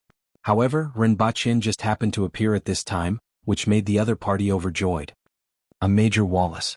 Your plane can't depart for another 6 hours. Before that, follow me." A white man came over and saluted. Seeing this, the brown-haired man didn't hesitate anymore.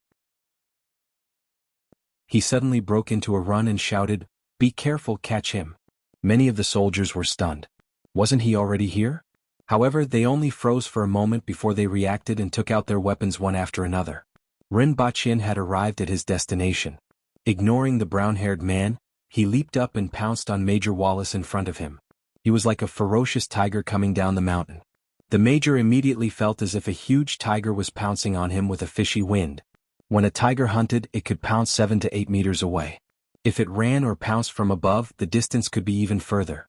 Coupled with the tiger's weight and strength of more than 1,000 kilograms, humans had almost no ability to resist. Although Rinpoche's physique couldn't compare to that of a tiger, his pounce was more swift and fierce. He covered a distance of more than 10 meters in an instant. This was a move of the military fist of death, which was specially used to pounce into the enemy's formation. With one strike, the target would be split in half, and the next move would be a sweep with the saber. With a single sweep, he could clear out an empty space. Only the Aboriginals would use such a bold and ferocious move. Although Rinpoche didn't have a saber in his hand, that pounce carried the force of 1,000 kilograms. Like a smashed watermelon, red and white matter flew in all directions. Rinpoche then grabbed the corpse that hadn't fallen and swept it horizontally, sending 5 or 6 soldiers who were taking out their weapons flying. He then threw the corpse at the soldiers behind him and rushed into the crowd in front of him without looking back. One had to know that these soldiers were from the special forces and were ranked highly in the world. However, in the face of Rinpoche's sudden burst of strength, they had almost no power to resist. In the blink of an eye, 5 or 6 of them were sent flying by his kicks or collisions. Their internal organs and blood sprayed out in the air, and it was obvious that they wouldn't survive after falling to the ground. The brown-haired man and the group of soldiers who escorted him were dumbfounded. 5 seconds. In just 5 seconds, Rinpoche had already pounced on the crowd and started a massacre. More than 10 people had lost their fighting strength. Half of the soldiers behind him were sent flying by the corpse. The rest had just unlocked the safety and placed their guns on their shoulders to take aim. However, they couldn't capture Rinpoche's movements at all. Especially now that he was massacring the group of soldiers, with his speed, it would be difficult for those people to even think of escaping. This scene sent a chill down everyone's spine. Were they really facing a human? Chapter 7:18. Rinpoche charged into the crowd and started a massacre. In the blink of an eye, half of the people around him had been cleared. Rinpoche didn't delay any further. After all, this place was too spacious. If they reacted, it would be difficult for him to dodge with so many soldiers and guns. In the past, he used to use anti-aircraft machine guns to deal with the experts from Great Xia. Now it was the other way around. Their positions had swapped and the other party was pointing their guns at him. After clearing half of the people, Rinpoche dashed toward a building in the distance at high speed. Immediately, gunshots rang out behind him. Rinpoche felt a chill on his back even before the gunshots rang out. He knew that he was being aimed at. He kept changing his position, using the wooden planks and boxes to block the enemy's shooting trajectory, or simply moving in a snake-like manner. Rinpoche's movements were too fast. In the blink of an eye, he had already dashed 200 to 300 meters away. Those soldiers only fired a few shots before losing sight of him. There were many people in the direction that Rinpoche was running toward. If they were to fire again, the probability of hitting their own people would be much higher than hitting Rinpoche. Following the gunshots, the soldiers who were going to and fro in the base were stunned. They had no idea what was going on. Even if they were beaten to death, they wouldn't believe that someone would kill someone in the military base. Furthermore, it was only one person. They could only hear the gunshots, but they didn't know what exactly happened. Many of them stopped what they were doing and stood there waiting for news. Some of the people who were closer looked in the direction of the gunshots. Only a few of them saw what happened in just a few seconds and were dumbstruck. They truly understood what it meant to rise and fall like a falcon. After Rinpoche ran for 400 meters, he relaxed. The rifle's range was about this distance. From here to the interior of the base was about 2 kilometers. With his speed, it would take him less than 2 minutes to cover the distance. They definitely wouldn't be able to react in time. Once he entered the interior of the base, he wouldn't have anything to worry about in such a complicated situation. The first time he killed someone was during the great hunt against the consecrated expert from the Lien family. He had just advanced to the earth wheel level, but he was able to block his bullets with a saber. When facing Great Xia, the Great Xia generals could even block the bullets from his anti-aircraft guns with their sabers. After blocking for more than 10 seconds, the opponent's saber couldn't withstand the heavy load and broke into pieces. Only then was he beaten into a pile of minced meat. Some of the Great Xia practitioners used a pair of sabers to block the bullets from the anti-aircraft guns and were shot into the sky by Rinpoche. From this, one could see the strength of an earth wheel expert. Whether it was his speed, reaction, or dynamic vision, he was no different from Superman. Although he had just attained the earth wheel level, his speed was not only faster than that of the Aboriginals, but it was also faster than most of the beginner earth wheel experts. This was his strongest suit. In the face of these armed soldiers, speed was far more important than strength. Moreover, his strength was enough to kill a person with one punch. It was also because of this that he made this crazy decision. As long as he wasn't surrounded by people shooting at him, there shouldn't be many who could threaten him. Along the way, many people looked in the direction of the gunshot, but they were dumbfounded to see a figure pass by them at an unimaginable speed. It was as if the distance was shortened in front of him. 100 meters, 2 seconds. 3,000 meters in 1 minute. A speed of 180 kilometers per hour. Before anyone could react, that figure had already appeared beside them from afar, and then disappeared without a trace. Rinpoche took less than a minute to arrive in front of a building and went in. Who?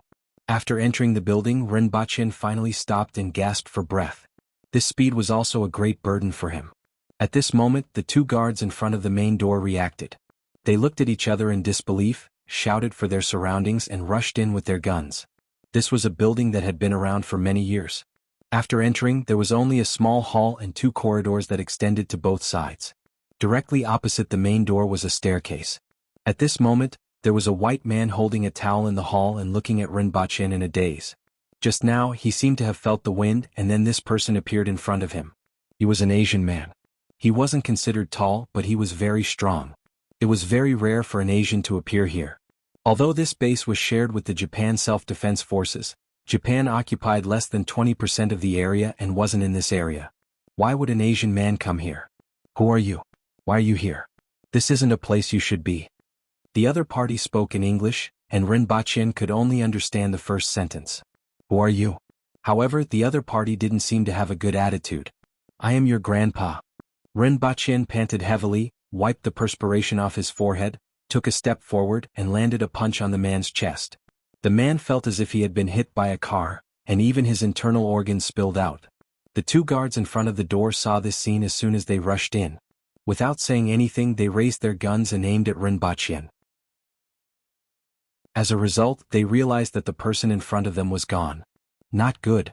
This thought emerged in the minds of the 2 guards, but it was too late. Rinpoche directly grabbed the back of their heads and pressed them to the ground.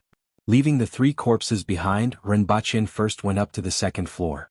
Then he leaned against the staircase railing and rested for half a minute. At the same time he looked around. The corridors on both sides were filled with rooms, and there was almost no one in sight. Rinpoche pushed open a room.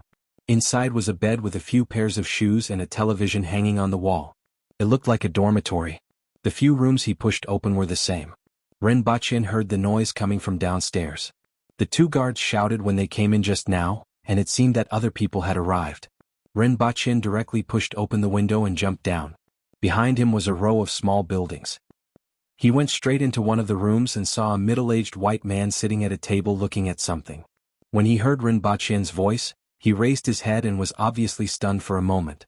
He wanted to speak, but Rinpoche didn't wait for him to speak and said, "I'm your uncle." With a leap, he stepped on the top of that person's head and gently landed on the ground. Looking at the military rank on the corpse's clothes, he was actually a lieutenant. Going up the stairs to the second floor, there was a row of cabinets that contained all kinds of medicine. Next to a table and chair there were 2 first aid kits. Further inside were 2 beds. It seemed that the person just now was a military doctor. Rinpoche first opened the window and listened to the sounds outside. Then he sat on the bed to rest and think about his next move. Since he was prepared to make a big fuss, he definitely wasn't here to kill a few people. Just now he saw a lot of parking aprons and runways. Behind the runways was a hangar, which was a good target. There were also those warships at the port. It would be even better if there were some ammunition depots. Before that, he had 2 things to do. One of them was to replenish his food supply. After all, the cultivation system in that world wasn't like the legendary cultivation system of immortality. Instead, everything was based on the amount of food one could eat. A battle consumed a lot of energy, and this energy was replenished by a lot of food. One couldn't fight on an empty stomach. Rinpoche was already feeling hungry now. Another thing was that he was still lacking a weapon. Golden spear, metal chain. Rinpoche called out in his mind. The metal chain emerged from the top of Rinpoche's head, bent downward and reached in front of his eyes. As for the golden spear, it didn't react at all. The 2 of you have been living here for so long, and it's time for you to pay your rent. From now on, the 2 of you must be used by me. Otherwise, don't think that I can't deal with the 2 of you now. Once I reach the spirit wheel level, I will send the 2 of you back to the furnace to be reforged and erase your consciousness. Then the 2 of you will cease to exist, Rinpoche said gloomily. At that time on the speedboat he was really angry. These 2 fellows had been living in his sea of knowledge for so long, but they weren't of any use at all. What was the point of keeping them? Following Rinpoche's gloomy words, the metal chain immediately trembled.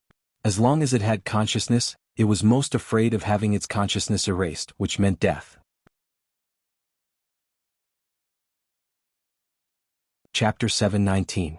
Heaven-grade weapons were condensed from the soul. Although they could be condensed into a physical body in the outside world, their essence was still the soul. They were connected to the owner like limbs. If the owner died, the soul would disappear, and the heaven-grade weapon would naturally disappear. It was just like how a person's physical body would disappear if they lost their life. However, the metal chain and the golden spear were somewhat different. These 2 heaven-grade weapons were brought back to Earth from another world when their owners were still alive. Rinpoche cut off their connection with their owners. However, their owners didn't die, and the heaven-grade weapons didn't disappear either. This resulted in the 2 heaven-grade weapons not disappearing. Heaven-grade weapons were condensed from the soul, and in some ways they could be seen as part of a person's soul. After cutting off their connection with their owners, the originally dead heaven-grade weapons gave birth to an ignorant consciousness. In order to avoid losing the support of the owner's soul and collapsing, they instinctively chose Rinpoche, lodged in his consciousness and relied on his soul to survive. Although these 2 heaven-grade weapons had their own consciousness, it was more of an instinct, just like a child learning how to speak. Their greatest consciousness was to continue existing. Therefore, the 2 of them had been staying in Rinpoche's sea of knowledge. As long as his life wasn't in danger, they wouldn't come out. This was because they had been in his body for such a long time and had been contaminated with his spirit. If he died, the 2 of them would most likely dissipate. Other than this matter that concerned the survival of these 2 heaven-grade weapons, they didn't care about anything else. This was because if something happened to them outside, Rinpoche's soul wouldn't be able to support repairing them. Therefore they were very timid. Now that Rinpoche threatened them, the 2 heaven-grade weapons could naturally feel his determination. When a very timid person was threatened, there were usually only 2 situations that would occur. One was to explode and the other was to continue being timid. The 2 heaven-grade weapons immediately chose the second option and continued to be timid. A spear grew out of Rinpoche's right hand. It was 7 feet 2 inches long and was close to 2.4 meters. It weighed about 50 kilograms, was silver in color, and was covered with golden veins. As Rinpoche turned the spear in his hand, the body of the spear shone with a golden light. This was the heaven-grade weapon of Tingyu, the fourth most powerful spear in the world. When Rinpoche held the spear handle in his hand, it actually felt slightly elastic and not as cold as iron. He reached out and poked at the wall. Almost without feeling any resistance, he pierced a hole in the wall. He pulled it back and the sunlight shone in through the hole. "Good spear," Rinpoche exclaimed. In reality, how would he know what a good gun was? The spear of the fourth strongest expert in the world must be good. Moreover, the sharpness of the blade could be considered good. After saying this, Rinpoche's eyebrows twitched, his gaze focused, and he thrust his spear again. This shot wasn't as sloppy as the previous one. It was as fast as lightning. Even those who didn't know anything would be able to tell that these two shots were very different. If one were to say that the first shot was just a layman's act, then this shot was made with strength in his legs and a twist of his body, which was extremely pleasing to the eye. Rinpoche pulled his spear back after thrusting it out. He held the spear with both hands and actually shook it again. The entire room was filled with specks of cold light, and the sound of the spear piercing through the air whistled through the room. Rinpoche consecutively used the spear techniques of thrusting, shaking, flower dancing, piercing, and poking. Only then did he stop and stand still with ecstasy in his eyes. This spear actually came with skills. Just now, when he held the spear in his hands, some things appeared in his mind. The basics of spear techniques were thrusting, grasping, and blocking. After these things entered his mind, he immediately understood many things. In addition to the basics of thrusting, grasping, and blocking, there were also the evolved thrusting, whipping, twisting, circling, pouncing, poking, flower dancing, and so on. The spear in his hands seemed to have immediately become a part of his body. With just a thought, he naturally knew how to exert force.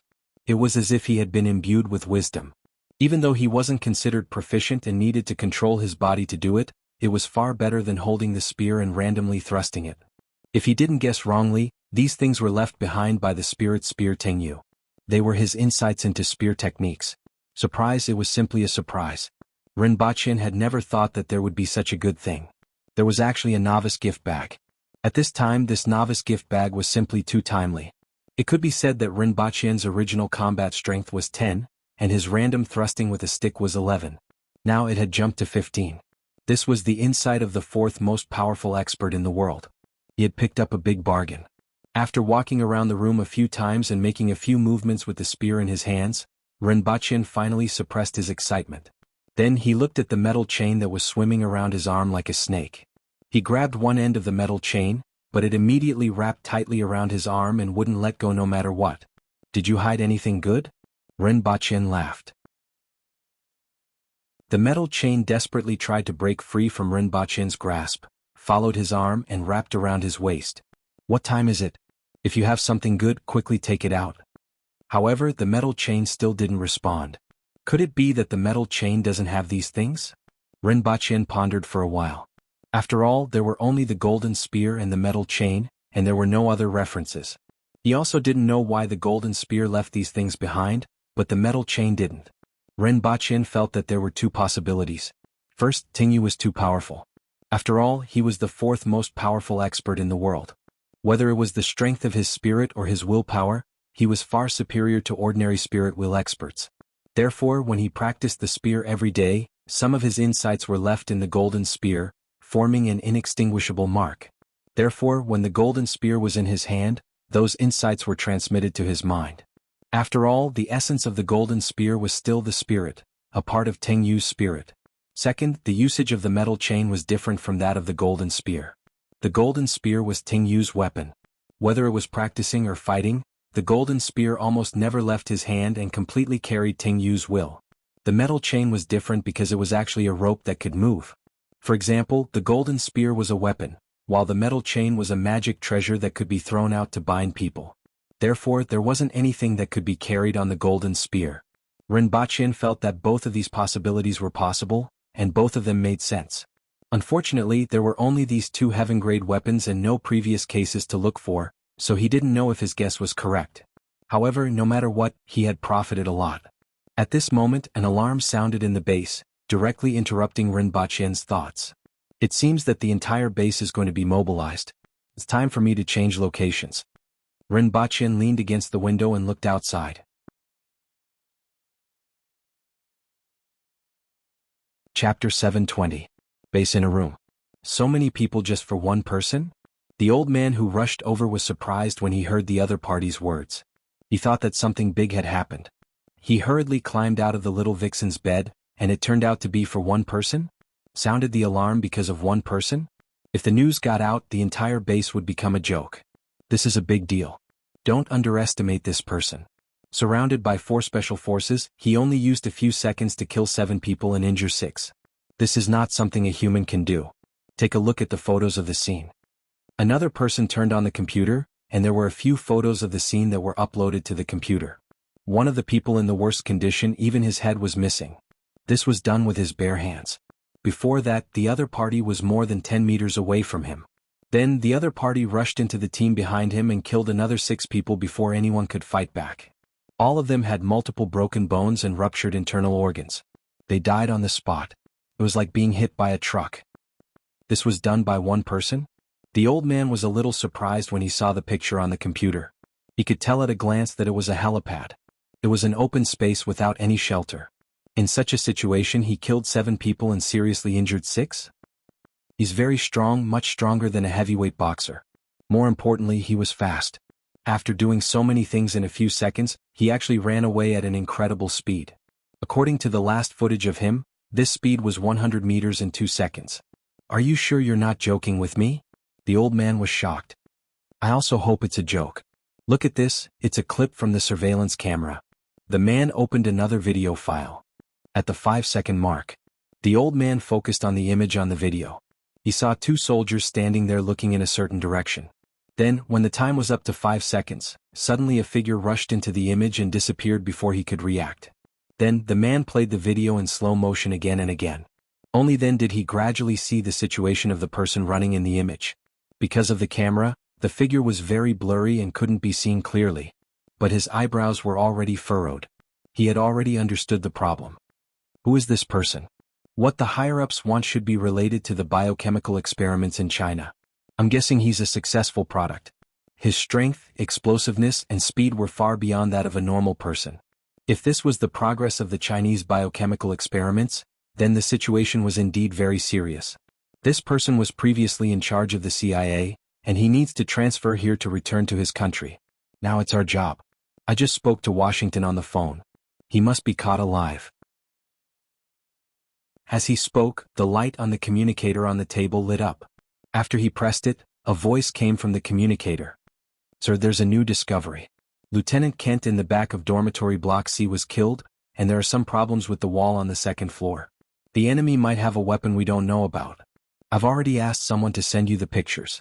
At this moment, Rinpoche was eating raw beef in the kitchen. He didn't have much time. He had been seen outside just now. Although he had killed the other party, the corpse would soon be discovered. He forcefully stuffed 1 kilogram of raw beef into his stomach to make his stomach feel better. Rinpoche found something to wrap another 20 kilograms of raw beef before jumping out of the window. 3 soldiers were searching with their guns when they suddenly saw someone jump out of the rear window of the restaurant about 30 meters away. The 3 of them immediately stopped and raised their guns. At the same time they said, SEAL Team 6, Group 3 found the target. The coordinates are, da. As soon as Rinpoche landed on the ground, he pounced on the 3 like a cheetah. Faced with Rinpoche's speed, the other party didn't even have time to speak and immediately opened fire. Ding ding ding. A gold and silver rod suddenly appeared in Rinpoche's hand and shielded his body. A series of bullets hit the golden spear. Godly spear. Rinpoche suddenly twisted his body to dodge a few bullets and threw the spear in his hand. Like a gold and silver lightning bolt, it directly pierced through one of the soldiers. The other 2 were sweating profusely and couldn't care less about their companion's life. Rinpoche's speed was too fast. He continuously changed his figure on the ground and closed in on them like a phantom. Damn it, he's not human at all. One of them looked at Rinpoche, who was getting closer and closer with a face full of fear. Using a rod to block bullets? He can even dodge bullets? Damn it. Where did that rod come from? At this moment, a metal chain grew out of Rinpoche's hand. In an instant, it grew by 10 meters and wrapped around the neck of one of the soldiers. Gotcha. That person's neck was immediately broken. Rinpoche leaped and landed behind the other party. After the metal chain broke the first person's neck, it followed Rinpoche's movements and wrapped around the last person's neck. After killing all 3 of them, Rinpoche walked to the bodies of the three and rummaged through them. He originally wanted to see if there were any grenades or flash grenades, but the other party only had guns, ammunition, and a military knife. If it was in the past, he would naturally take the other party's gun for granted. However, in the current situation, it was more of a burden to hold on to it. As long as he used it, his position would be exposed, so it was more convenient to use the golden spear and metal chain. Rinpoche turned around to pick up the golden spear. When it fell into his hand, the golden spear trembled incessantly. It seemed to be very angry at Rinpoche for throwing it out just now. However, Rinpoche didn't care. Just as he walked to the corner of a building, he suddenly stopped. He heard footsteps and 6 people were jogging over from the other end of the corner. They were about 11 to 12 meters away. 1, 2, 3, Rinpoche counted in his heart. When the other party was about to reach the corner, he suddenly rushed out and pierced the person in front with the golden spear in his hand. Rinpoche pulled out the golden spear and shook it to produce 3 cold stars. The heads of the 3 people closest to him immediately had holes in them. The last 2 people were already staring at Rinpoche in fear. Rinpoche immediately grabbed a corpse and used it to block in front of him. Da-da-da. A silver snake stretched out from Rinpoche's hand again and directly broke the neck of a person 6 meters away. Rinpoche carried the corpse and rushed to the front of the last person and pulled out his spear. The gunshot stopped. The other party was a young man in his early 20s. He looked Asian and still had a little immaturity on his face. The tip of the spear was pressed against his neck. His head kept breaking out in cold sweat, and his face was full of fear. Rinpoche stuck his head out from behind the corpse and looked at the other party. "Where's the headquarters?" Don Tikal, that young man, had a look of despair on his face. Rinpoche exerted a little force in his hand, and blood spurted out from the other party's throat. Chapter 721. The Zuoshibo Naval Base covered an area of 405 hectares, 4 million square meters, and had a total length of 62 kilometers. 86% of it was used by that Western country, and the original owner of the base only used 14% of it. In the past, although the base was busy, it was orderly. However, it was very different today. Groups of soldiers armed with live ammunition searched the base wantonly, and it was quite chaotic. This puzzled the self-defense forces and made them think of ways to find out what was going on. However, they didn't expect that there was only one person who caused this disturbance. Rinpoche flicked his wrist, twisted the spear, and pulled it out of the other party's throat. In addition to the sound of blood spurting out, there was also the sound of air leaking.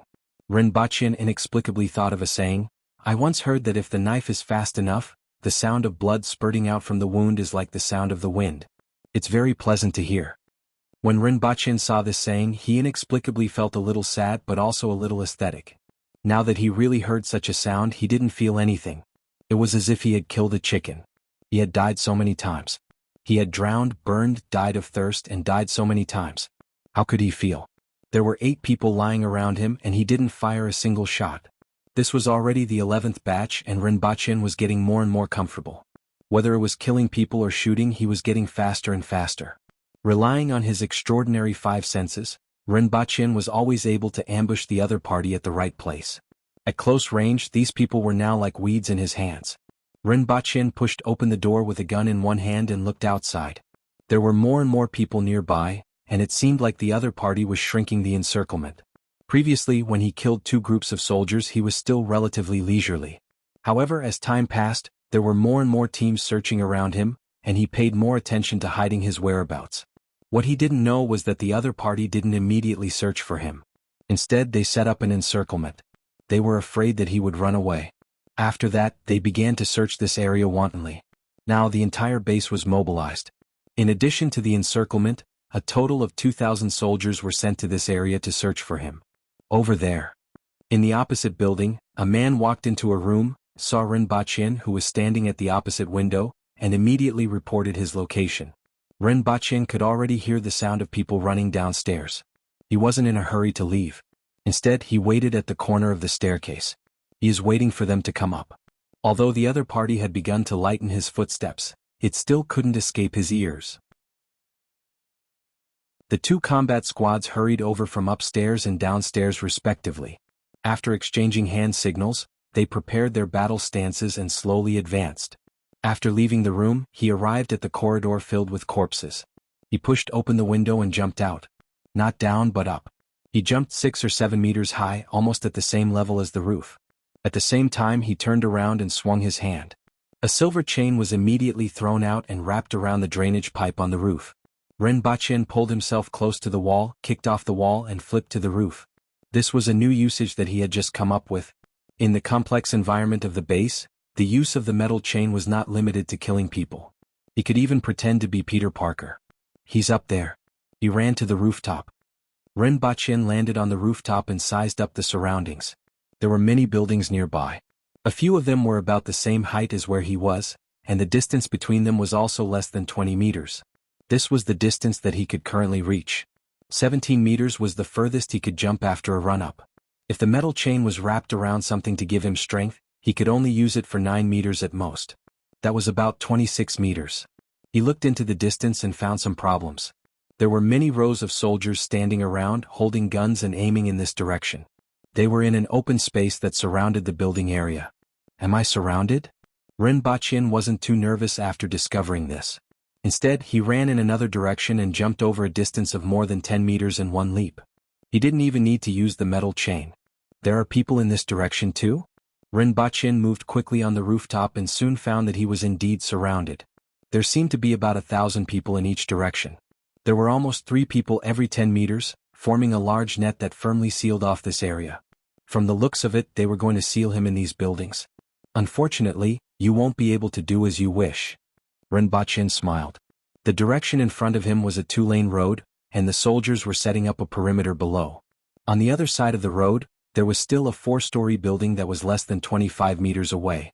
This meant that it was still within his range of movement. Their blockade was useful for ordinary people, and he would be greatly restricted before using the metal chain. However, it wasn't much of a threat to him now. More importantly, there was a row of warehouses not far from that small building. He just didn't know if they were warehouses for supplies or ammunition. Rinpoche stood on the rooftop and looked ahead. He suddenly felt a chill down his spine. Someone is aiming at me, Rinpoche thought to himself. He then fiercely pointed his gun to the right. Ding! A spark appeared in the air. Then he heard gunshots in the distance. Is it a sniper? Is the target my right leg? Rinpoche looked in that direction and saw a lighthouse. Unfortunately, he couldn't see who was on it. Rinpoche stood with his gun, turned his head and revealed a cold smile in that direction. If the other party was a little closer, he would let them know what a flying shot from outer space was. Unfortunately, they were too far away. Rinpoche then took 2 steps forward and leaped forward. When he reached a certain distance, he threw out the metal chain and immediately pulled himself to the opposite rooftop. He just jumped over everyone's heads and disappeared from the sniper's field of vision. On the lighthouse in the distance, a man lay prone behind a sniper rifle and couldn't close his mouth for a long time. What did he just see? The other party actually used that stick in his hand to block the bullet? Furthermore, he did it after he fired the gun? Was the other party faster than a bullet? He's up there. He jumped over. Oh my God, is he Spider-Man? Rinpoche had just jumped over when chaos broke out behind him. Rinpoche's speed was so fast that he passed by in a flash. Even if the people below kept staring at the top of their heads, they could only see a faint figure. Even if they saw him, they wouldn't be able to stop him. Just like that, he easily broke through the encirclement set up by the other party using thousands of people. On one hand, the environment of this base was very complicated. Other than the port area, there were many multi-story buildings in other places. This made it very convenient for Rinpoche to move around without any hindrance, but it hindered the footsteps of others. On the other hand, the other party wasn't used to fighting with extraordinary opponents. Even though they had repeatedly overestimated Rinpoche, this overestimation was still within the scope of their understanding of cyborgs. For example, he was stronger and faster.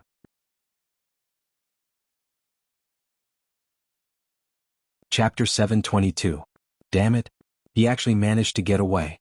Can he jump more than 20 meters? And has a chain in his hand? Like Spider-Man? Does he have any weaknesses? You don't know? Hundreds of people have died and you give me this answer. Expand the encirclement and contact Okinawa. We can't care about that now. We have to mobilize the army, or else we won't be able to form a sufficient encirclement. I'll call the headquarters first. A man in the headquarters of Zwishirbao base flew into a rage. He originally didn't want to mobilize the army. After all, if a few thousand people couldn't catch him, the entire navy would become a joke. However, judging from the current situation, Rinpoche was a little tricky. He was like a monkey that couldn't be caught. He was also extremely ruthless. In just a few encounters, he had lost hundreds of people and all of them died on the spot. Now that Rinpoche had moved to a larger area, it would be more difficult to encircle him. Compared to the escape of such an important target, he couldn't care less about his reputation. There were 28,000 people in the Okinawa barracks. Even if a portion of them were transferred over, they would be able to form a sufficiently strong encirclement. After finishing the call, he looked up and said, "Place snipers at all the commanding heights. Also, I want him alive. General, given the current situation, there will be more casualties if we capture him alive. Actually, corpses can also be used for research. The higher-ups won't agree. His existence shows that China has completely surpassed our country in biochemical research. In order to obtain China's research data, we have to send him back to Washington alive no matter how great the sacrifice is. If China completely surpasses our country in this aspect, the sacrifices won't be limited to these people. However, if we don't shoot, given the target's skills, we definitely won't be able to catch him and he might even escape. Therefore, try to shoot at non-vital points." Understood. The other person immediately understood. Bullets had no eyes. If they hit a vital point, there was nothing they could do. It was better than letting him escape. Rinpoche licked his fingertips and swallowed the last piece of beef. In just half a day he had devoured the 20 kilograms of raw beef. Although it didn't taste good and he didn't like to eat raw food, it didn't feel good to be hungry. Now he was worried about what he would eat. The consumption of energy during the battle was too high, and the energy contained in the food on Earth was too low. It seemed that he had to find some food after dark.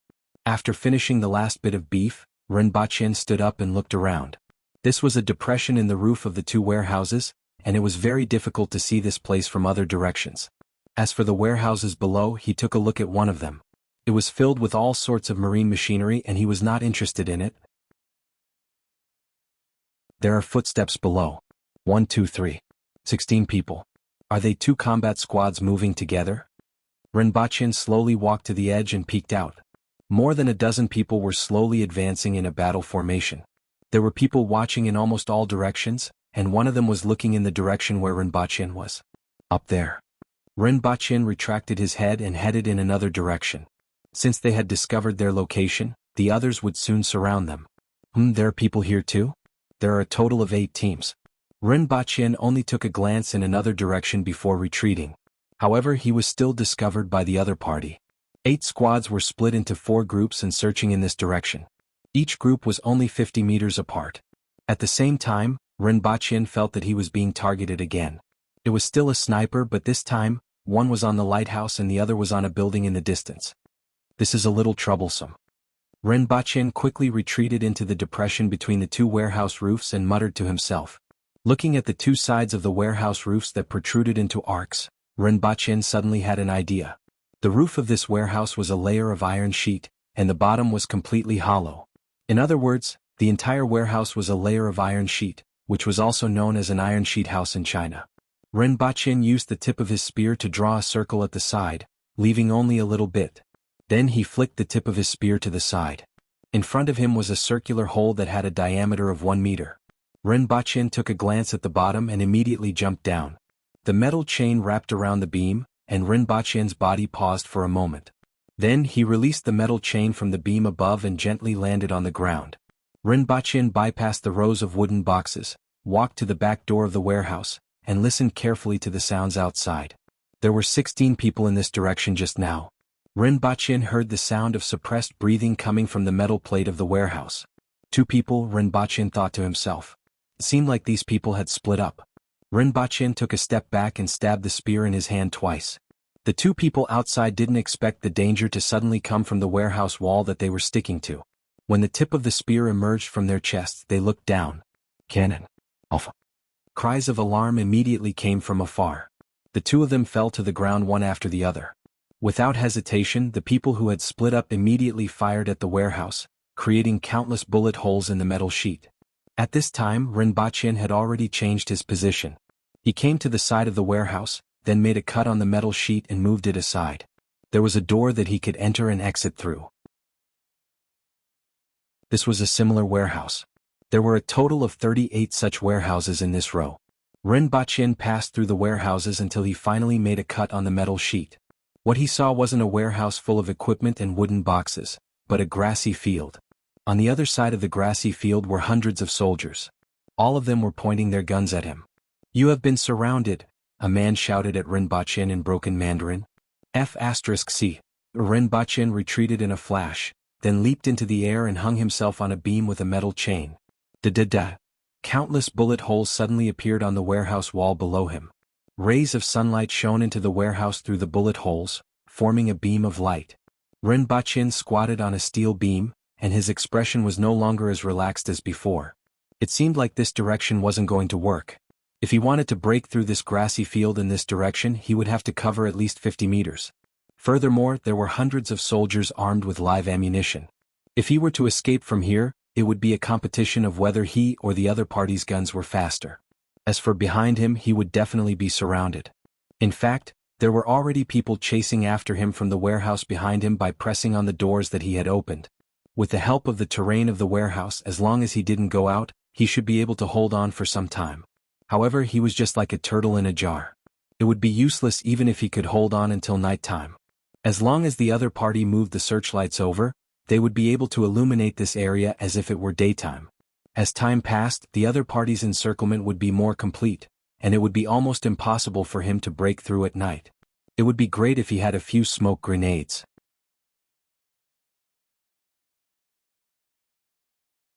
Chapter 723. I didn't find anything here. I don't have any here either. There's a hole in the north wall. It seems like the other party has left from here. Inside the warehouse where Rinpoche had killed his men, 2 teams of fully armed soldiers were searching.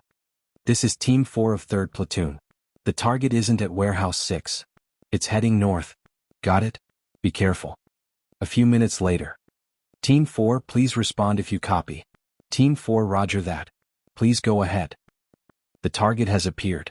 He's appeared in Warehouse 38. Currently, 2nd Platoon and Team 5 and 6 have set up interception points in Warehouse 25, further reducing the enemy's range of action. Your mission is to head to Warehouse 25 with Team 5 immediately. Roger that. Be careful. The opponent is very good at fighting in a small area. Don't give him a chance to get close to you. Understood. Did you hear that? Let's hurry to Warehouse number 25. Go. However, as soon as they reached Warehouse 9, they heard gunshots coming from the front. Within a minute, the gunshots stopped. At this moment, Rinpoche was rummaging through the corpses in a warehouse. He didn't expect the other party to set up so quickly, and he was ambushed as soon as he came out. Although he could block bullets now, even if he had 2 more hands, he wouldn't be able to block a dozen people shooting at the same time, not to mention a repeating rifle. Fortunately, there were all kinds of wooden boxes and equipment in the warehouse, which became the biggest obstacle for the enemy. TSK, these chest muscles. It's a woman. Rinpoche rummaged through it and felt a little surprised. Lifting his head to look at the corpse, he saw that it was a golden-haired woman with a pair of hollow eyes. Before she could even react, Zhang Xian's spear had already pierced through her forehead. To him, it didn't matter if the soldiers were male or female. They were all dead anyway. However, he didn't expect it to be a mix of male and female soldiers. 2 of them were female and the rest were male. There was no smoke grenade he wanted. Thinking about it, the smoke grenades had no effect on him. Instead, it would affect their own vision. Naturally, they wouldn't bring this thing. He didn't even have a bulletproof vest. It was the same as smoke grenades. It was inconvenient to move around wearing them, so it was better not to wear them. He did find 2 flash grenades. Rinpoche hung the flash grenade on his body, carried his gun, and shuttled back and forth in the warehouse like a phantom. After quickly passing through a few warehouses, he suddenly stopped in his tracks. He seemed to have heard something. He quietly jumped onto a shelf and poked his head out to take a look. Sure enough, he saw a few soldiers slowly advancing in a battle formation, constantly looking around vigilantly. Rinpoche landed on the ground, held his spear upside down, and walked forward slowly. He was looking for a suitable ambush position. A moment later, he arrived in front of a shelf. Unlike the other shelves, this shelf was fully filled with items. It could block him, and the other party would come face to face with him when he turned around. It was the perfect place to ambush. After that, Rinpoche quietly waited for the few prey that were about to fall into his claws. He even had the leisure to think about what to eat for dinner. although he could only think about it. At this moment, the encirclement was finally completed. Thousands of soldiers surrounded the 38 warehouses tightly. With a creaking sound, the doors of the warehouses began to open one by one. A large number of soldiers poured into warehouse number 38 and number 15, which this group of soldiers had just passed by. After searching the area, they advanced toward warehouses 16 and 37 through the wall that Rinpoche had cut open. Rinpoche was in warehouse 17. When he heard the sound of warehouse 16 being opened, Rinpoche quickly realized that the other party was well prepared, which was why they were acting so wantonly. Rinpoche hesitated for a moment. He heard footsteps coming from not far away, then quietly returned to warehouse 18 and ran in another direction. Not long after, he heard the sound of a search coming from another direction. Rinpoche's heart trembled. He changed his direction and looked out through the gap of the warehouse door. Sure enough, there were soldiers aiming their guns at him. Although it was just a gap and he couldn't see the whole picture, he could see quite a number of soldiers. He also saw a squad machine gun, which was quite a threat. Is this a turtle in a jar?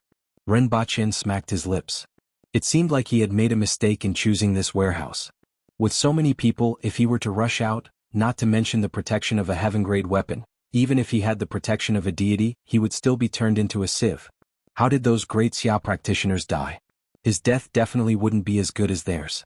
However, the other party's movements were really fast. Could it be that he had to surrender? He didn't know if the other party had prepared a seduction for him. This was interesting and he might just give in. Would the Empress beat him up?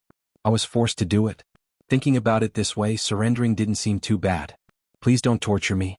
I'm really not afraid of pain. Although he was surrounded, Rinpoche didn't feel nervous and was still in the mood to think about all sorts of things. However, it seems like I don't have to surrender yet. Rinpoche's eyes lit up when he saw a large pile of oil barrels in a corner of the warehouse. Listen up, you have been surrounded. I'll give you 10 minutes to consider whether you want to surrender or meet God. Rinpoche recognized the owner of this voice. It was the brown-haired man on the speedboat. However, he didn't have time to care about him now as he was busy looking for something. When he was ready, he first opened a few barrels of diesel and poured it on the other barrels. Then he kicked over 20 barrels of diesel over. Diesel gushed out of the barrels and flowed all over the ground. He slowly wrapped a piece of cotton cloth around a piece of wood to make a torch. Although diesel was flammable, it wasn't easy to ignite. For example, it was very difficult to ignite with a lighter or a match. However, it was possible to use a torch. Furthermore, he covered the ground with the cotton cloth that he had just found, which became flammable after being stained with diesel. The important thing was that he had at least 1,000 barrels of diesel, which occupied most of the corners of the warehouse and could fit several containers.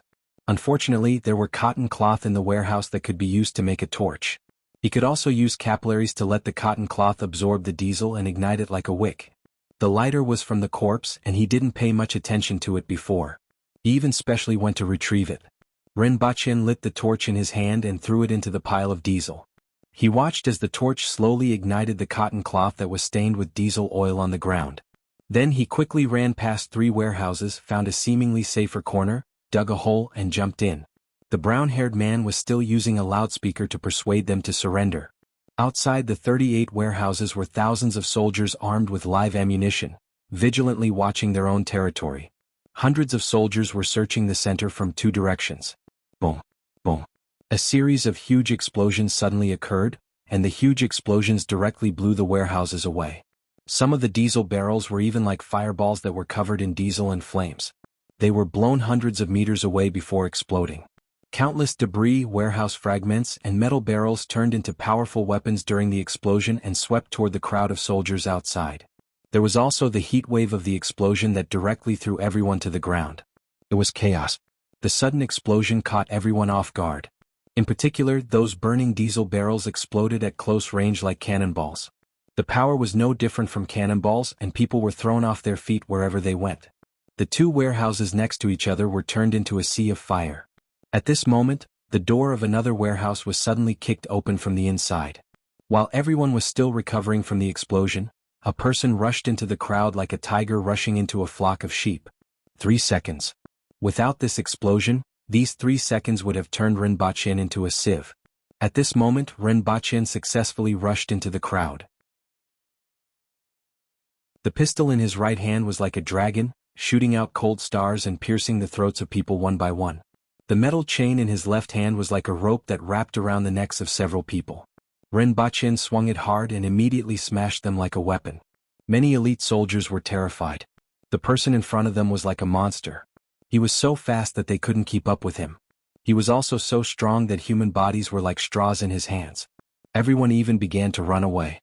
In the face of such a monster, there was only one way to escape. Rinpoche flipped and maneuvered in the crowd. He followed the crowd for dozens of meters before suddenly changing direction and crashing into the window of a building more than 10 meters away.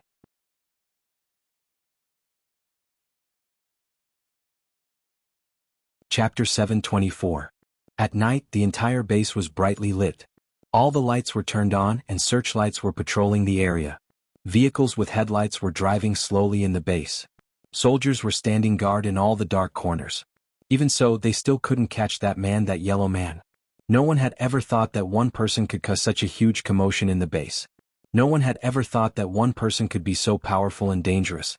The Okinawa military camp nearby had sent reinforcements twice, and now there were a total of 17,000 people searching around the base. However, that man was like a ghost. From time to time, one could hear traces of him and a few gunshots. When the people nearby arrived, they would only see the corpses scattered on the ground. Or by the time a soldier was found, he was already dead, stabbed to death, or strangled to death by a metal chain. Yes, a metal chain and a cold weapon, a long spear. Nowadays, a team of 50 to 100 people usually operated. However, such a large team operation made the base look like a sieve. From 3 o'clock in the afternoon until now, only 6 hours had passed, and more than 600 people had died in battle. Less than 200 of them had died in the explosion. The rest had died in the hands of that bastard. Now that they thought of that bastard, they gritted their teeth. If they could catch him, they would skin him alive even if they had to sacrifice their lives. Behind this was the fear in everyone's hearts. Even the army reinforcements that came last were tongue-tied and felt a chill down their spines when they found out about what had happened. At this time, the orders from above had also changed. Previously, they had to capture him alive, but later they tried to capture him alive. Now, they were to attack immediately upon sight as long as the corpses were left behind. "I'm hungry." Rinpoche rubbed his stomach, which was growling. After arriving at this base, he had already snatched food 4 times, at least 30 kilograms of beef. However, he was still so hungry that his chest was sticking to his back. The food that entered his stomach was converted into essence blood and then essence chi that dispersed throughout his body, consumed along with his movements. Now that the canteens were stationed with troops, he definitely couldn't go there. Rinpoche felt that if this went on, he would end up eating soil. He didn't know if his stomach could digest soil now. Rinpoche sat in the dark, plucking grass from the ground and stuffing it into his mouth. It tasted worse than raw beef. Rinpoche's face twitched and his expression was extremely rich. "Eat grass. I'm not an alpaca." Moreover, this thing was unpalatable and had no nutrition. It would turn into air once it entered his stomach. He had already pulled out a patch of grass, but it was still useless. She sighed faintly, her face full of grievance. Who did he offend? A person sitting in a carriage can cause trouble to fall from the sky. If Rinpoche wanted to leave now, he could still find an opportunity. However, he was no longer in a hurry. Anyway, the night was still long. There was always an opportunity. He was prepared to make a big firecracker. After fighting for half a day, Rinpoche felt that he had gained a lot. He was now able to drift, hide, search, and assassinate like a shadow in the darkness. Although they were only facing some elite soldiers from Earth. However, this was something that he couldn't do in the past. He didn't even think that he could do this. Although the experience this time was a little unfair, it was very valuable in terms of results. Especially in terms of combat and killing, he began to have his own experiences and ideas. People were forced to do so. In the current environment, Rinpoche couldn't help but think about how to hide his whereabouts and how to fight. As a searchlight swept past, only a patch of bare grass was left. A group of soldiers rushed over with tactical flashlights and saw the bare grass on the ground. They immediately discovered something and said, "He has been here." However, at this moment, a metal chain suddenly swung out from the darkness and wrapped around the necks of 2 people. Kacha. Accompanied by the sound of bones breaking, the 2 people fell to the ground weakly. "He's here." The remaining people were horrified and immediately fired at the front while shouting. Rinpoche flashed behind a tree and disappeared into the darkness. He avoided the other soldiers, took a detour, and appeared near a row of hangars not far from the dock. Although there were soldiers patrolling and searching here, the number of soldiers was much smaller than in other places. Rinpoche waited in the dark for more than 10 minutes. Then he found a gap and used 5 seconds to cross 200 meters in front of him. He stuck to the shadow of the hangar, slowed down his breathing, and waited quietly until there was a gap before a searchlight swept past and the patrolling soldiers. He then jumped up and threw the metal chain to pull himself above the hangar. After that, he chased after the searchlight for a while until it drew an arc in front of him and turned in another direction. He then jumped to the ground in front of him, rolled over and quickly ran to the dock. Then he quickly took off his clothes and jumped into the sea. He didn't even leave his underpants on and held them up so that they wouldn't leave any water marks on his body when he got on the ship. His target was the ship by the sea. The largest warship looked like an aircraft carrier. Rinpoche naturally didn't know that it was an amphibious assault ship. He just felt that it looked big and thought that it must have a powerful weapon on it. In fact, he had another target that looked like the enemy's headquarters. Unfortunately, there were too many soldiers around and he had almost no chance to sneak in. Even if he rushed in, it wouldn't be easy to get out. Therefore, he settled for the next best thing, which was this warship that looked very valuable. He didn't know if the number of troops at the headquarters would decrease after blowing up this place. The people on the shore are still searching, but the entire base is actually in chaos because of one person. Is he a Superman? Or is he Batman? I can't believe that a normal person can do such a thing. 2 soldiers stood near the side of the ship and vigilantly scanned all the positions on the dock. From time to time they would look up at the chaos in the distance. Maybe he's Wonder Woman. The other person added. I like Wonder Woman's face and butt. That person immediately laughed. In any case, we have to be careful. Watch the shore and don't let him sneak in. Why not in the sea? Goodman Richard is 18 meters above the water, which is equivalent to the height of a 6-story building. Can he fly up? Although it is said that he can jump very high, do you believe that someone can jump more than 10 meters from the water? In that case, I believe that he's Wonder Woman. The yellow-skinned Wonder Woman? I don't believe it. Zwisherbao. 24 people were scattered in the dark, looking at the vehicles that were rushing to and fro. The lady boss is inside? What are we waiting for? Let's rush in and snatch her back. A burly man said in a low, muffled voice. He had a simple and honest face and a pair of small eyes that looked ferocious. Wait a moment. They are still searching everywhere, which means that Mr. Rin isn't in danger for the time being. His face was twitching. There were soldiers armed with live ammunition everywhere inside. According to the information they received, there were more than 10,000 of them. How could they rush in? Along the way, they had really worried themselves to death in order to appease these masters. If it wasn't for the fact that they couldn't beat them, fine, they couldn't beat them. How could this group of people be so fierce? Thinking back to what they saw at the base, one of them sent a companion who was about the same strength as him flying with a slap as if he was swatting a fly. The thought of it made their hearts turn cold. However, they rather admired him for not being caught after such a long time despite being searched by more than 10,000 people. They didn't know how he did it. According to reliable sources, he had also killed many people. This made everyone admire him. Being able to kill so many people in the enemy's base while being searched by more than 10,000 people, he was simply a super ferocious person. However, even if he was a super ferocious person, under such circumstances, it was only a matter of time before he was caught. They had to find him before he was caught. It has nothing to do with whether he is in danger or not. The important thing is to snatch him back. Otherwise, if the boss finds out, he will skin us alive, another burly man said. That's right, a few others echoed. So what if Rinpoche was in danger? If he wasn't in danger, wouldn't they save him? What they needed to do now was to snatch the lady boss back, not to see whether she was in danger or not. Now that you have entered, do you know where your lady boss is? Furthermore, there are so many of you. I'm afraid that before you can find her, you will be turned into sieves, another man said. A few burly men sneered. When I killed people, you guys were still in your mother's womb.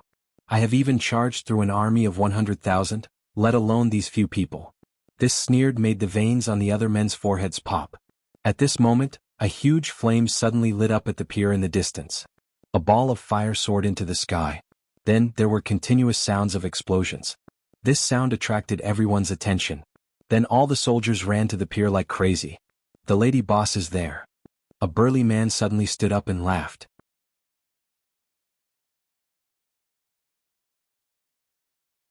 Chapter 725. In the command center, an old man stood in front of the window and looked at the fire in the distance. His facial expression kept changing under the light. A hurried voice came from the walkie-talkie on the table. "Commander, it's the Goodman Richard. We're in trouble." Another person behind him looked in the same direction with a pale face. Putting aside the deaths of hundreds of soldiers, the strike group composed of 3 aircraft carriers was currently conducting exercises nearby. The flagship of the 7th Fleet, an amphibious assault ship with a draft of 40,000 tons, had actually been blown up. This incident would definitely cause a huge uproar. Furthermore, there was no way to explain it. Could it be that it was done by one person in the base? Not to mention whether it was possible to say it. Even if it was said, would anyone believe it? How would the outside world view the 7th Fleet? Look, that's the 7th Fleet that was turned upside down by one person. Tens of thousands of soldiers couldn't even catch one person, and their flagship was blown up. The consequences of this incident made his heart tremble. The biggest possibility was that 2 scapegoats would be pushed out. For such a big incident, the status of the scapegoat couldn't be low. Otherwise, the public's anger wouldn't be appeased. He wasn't in the mood to worry about the person in front of him now. Instead, he started to worry about himself. In the end, the person in front of him would have to take the blame and resign, but his own fate would probably be even worse. Some scum in the army were dissatisfied with being punished by their superiors, so they colluded with terrorists and blew up the ammunition depot of the Goodman Richard. They even blew up a warehouse, the old man said slowly. The other person was stunned for a moment before reacting. If the military colluded with the outside world, it would make sense if that was the case. "Who are those scum?" he asked tentatively. "Find a few yellow-skinned people among the dead," the old man said. "Understood." The person nodded immediately.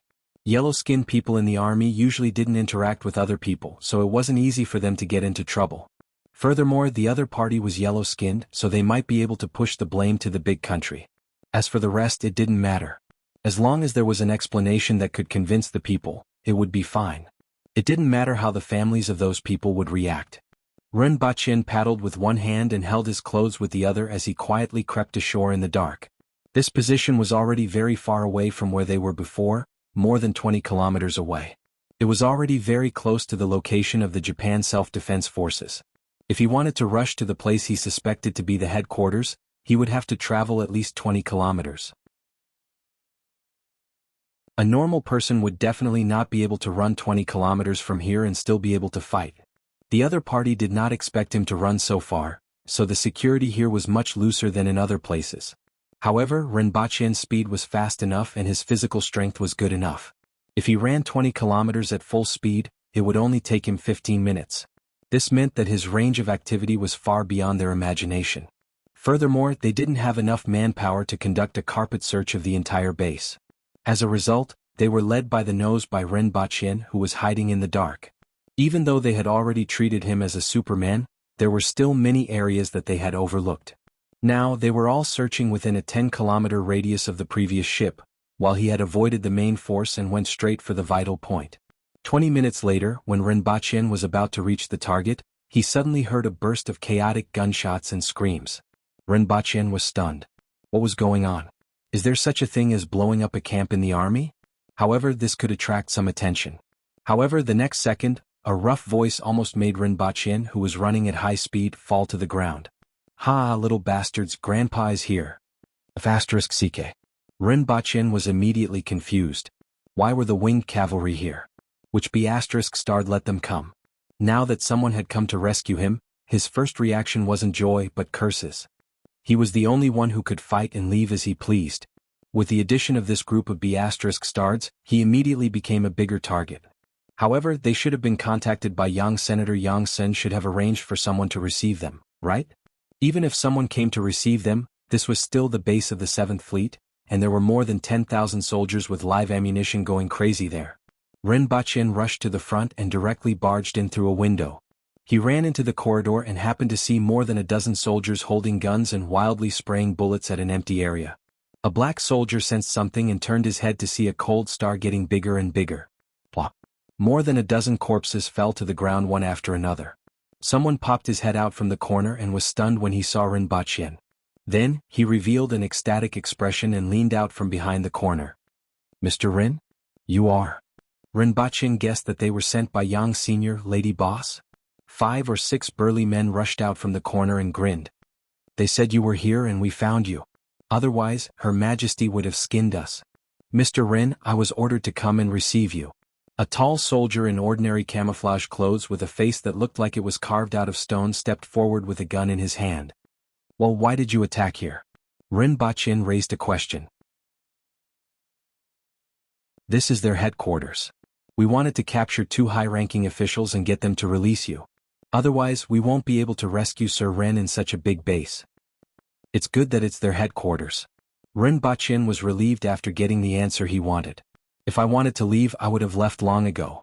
Or rather, I let them capture me on purpose. Originally, it was convenient for me to stay and leave whenever I wanted, but with you guys around, I would be a bigger target. How did you arrange for the rescue? The rescue is outside. We have to rush out, the soldier immediately said. You guys leave first. You can also attract some of their attention. I will go up and take a look, Ren Baqin said. We can't leave until Mr. Ren leaves. The order we received was to take Mr. Ren away, the soldier said solemnly. Ren Baqin's face darkened. You guys aren't of any help to me now. Instead, you are a burden. He could tell that these soldiers were at the man-will level and should be the top fighting force in the country. Their reaction speed and speed were far beyond that of ordinary people. In addition, they used firearms as weapons and might be able to fight against dozens of people at the same time. The problem was that there were tens of thousands of people outside. Furthermore, they had heavy firearms. Ren Baqin's face darkened, but he was still somewhat imposing, making the soldier feel as if he was looking at a superior. However, the soldier still insisted, we will leave with Mr. Ren. If we can't leave, we will stay behind to attract the enemy's firepower. Mr. Ren will take advantage of the chaos to leave. Ren Baqin was so angry that he almost laughed. However, the soldier's last sentence made him feel a little emotional. This was probably what a soldier was like. Looking at those cheeky idiots at the side, he wondered why there was such a big difference in their behavior. Do you guys have a way to leave under the siege of more than 10,000 soldiers? Ren Baqin asked. No. However, since Mr. Ren has been able to cause trouble at this base for so long without being caught, you should be able to leave by yourself. Also, these few people are very powerful and should be able to leave as well. As for us, you don't have to worry about us, the soldier said word by word. Ren Baqin seemed to see some kind of radiance on his stone-like face. The determination of a soldier who was willing to sacrifice for his orders softened Ren Baqin's heart. What's your name? Ren Baqin asked. Base 637, Captain Shi Guanglong. The soldier saluted. What about you guys? Zhang Jihua. Shuaping. Wang Gang. Qinze. Ren Baqin felt that something was mixed in. There are a total of 11 of us. Including them, there are a total of 23 people. There are also some people guarding outside Mr. Ren. Ren Baqin looked up. So close yet so far. He was already so close. As long as he had 10 more minutes, he would be able to capture the commander of this base and create a big piece of news. However, 10 more minutes would be enough for the enemy's reinforcements to surround this place tightly. Let's go and rush out, Ren Baqin said as he looked at everyone. Although he was becoming more and more indifferent to life, he didn't want to see these people die here. In the end, he was inexplicably moved by those 2 sentences. Although he had already created a big firework, he still felt a little regretful that it ended like this. Thank you.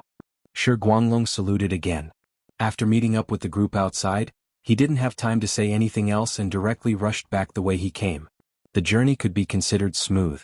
After all, these soldiers were at the man-will level. With the winged cavalry leading the way, only a few of them were pierced through. The main reason was that when they were attacked, the soldiers would strategically find cover, and the winged cavalry would usually jump over with their sabers. If the situation was different, they might be able to restrain themselves. However, at this moment, these winged cavalry warriors looked at their comrades and felt their blood rush to their heads. Firearms? Weren't these things similar to Great Xia's crossbow battalion? They had already rushed past the crossbow battalion, and their numbers were much greater than the enemy's. In any case, he was going all out. Even if the bird didn't die, it wouldn't die for tens of thousands of years. Ren Baqin roamed in the dark, using the metal chain and his honed assassination skills to quickly resolve a lot of problems. Otherwise, these winged cavalry warriors would have been reduced in number.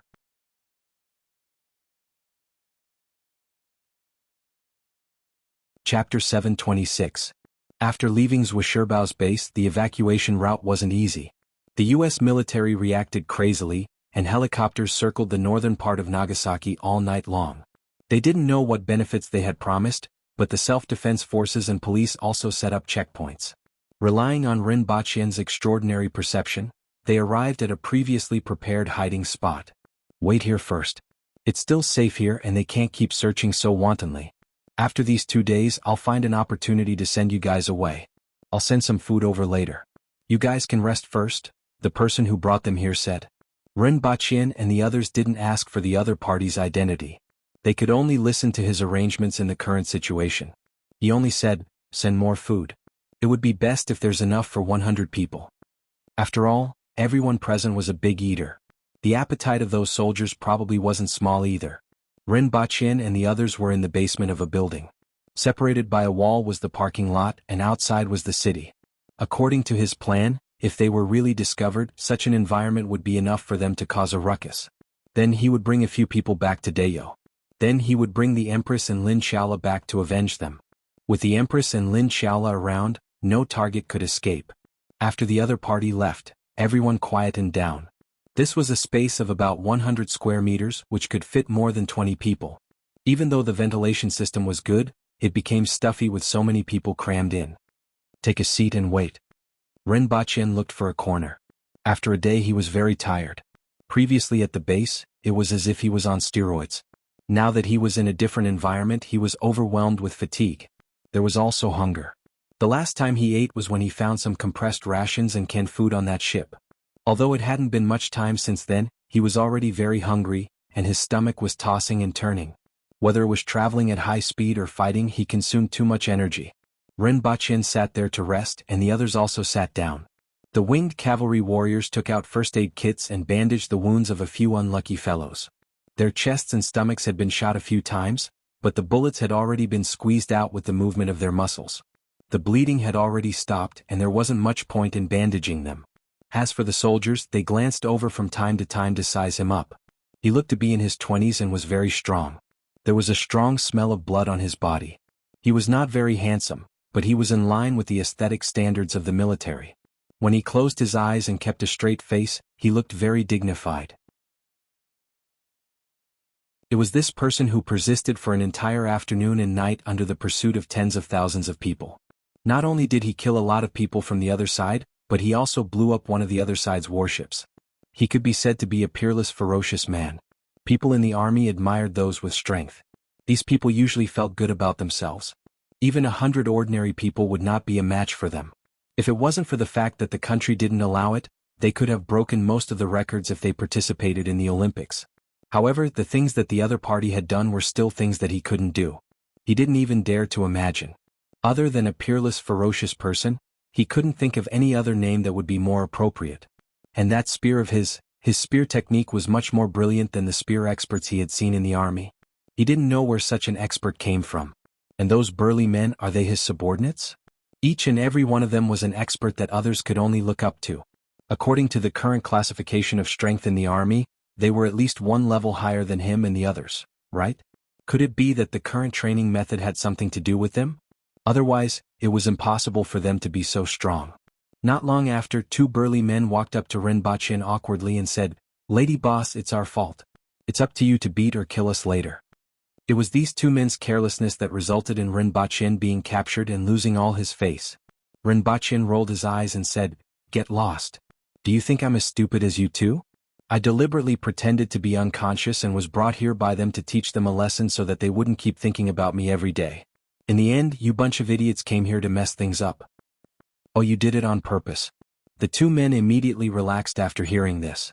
Just as I said, with the lady boss's strength, how could she be captured? Rinpoche rolled his eyes. Both of them were tricked and his strength was similar to theirs. Why couldn't he be captured? However, now wasn't the time to teach these 2 idiots a lesson. He waved his hands like he was swatting flies to chase them away. The dozens of soldiers looked at him with admiration. He was indeed a peerless, ferocious man. If they hadn't come, he might have been able to do it. As the Nyen nation became more and more powerful, those bastards from the United States had been looking for trouble over the past few years.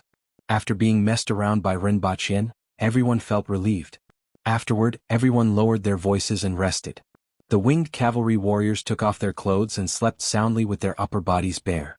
When someone woke up and spoke loudly, they immediately became well-behaved after being reprimanded by Rinpoche. Previously, Rinpoche's strength was low, and they were relatively bold. Now, even though Rinpoche's strength wasn't comparable to theirs, it wasn't too far off. In particular, along the way, Rinpoche's attacks were decisive, ruthless, and extremely fast. He was the type of opponent that they hated the most. As a result, they were much more well-behaved when facing Rinpoche. It wasn't until daybreak that the sound of cars stopping outside could be heard before the man brought in water and food. It wasn't for 100 people but only for 50 people, and it was enough to fill a few boxes. Mr. Ren. Shi Guanglong asked someone to bring in food for 5 people. They also practiced martial arts and naturally understood that the stronger one was, the more food they would eat.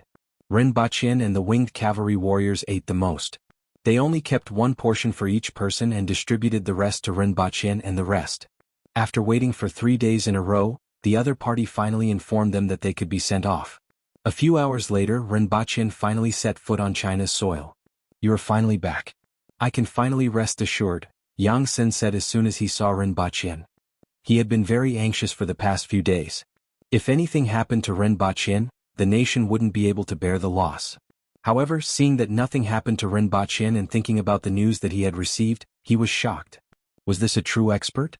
One person was able to stir up such a huge storm and come out unscathed. When would we be able to train such an expert ourselves? At that time, let's see which country would still dare to cause trouble for China. Although China had already surpassed the United States to become the world's largest economy, its international status was still inferior to the United States, especially in terms of military strength. Otherwise, how would the other party dare to conduct military exercises in the South repeatedly? If they could train a group of such experts themselves, the future would be really exciting. There's nothing to worry about. This isn't a problem for me. Originally, I was going to teach them a lesson, but I didn't expect you to send so many people. It's inconvenient to make a big target, Rinpoche said calmly. You have already taught them a lesson.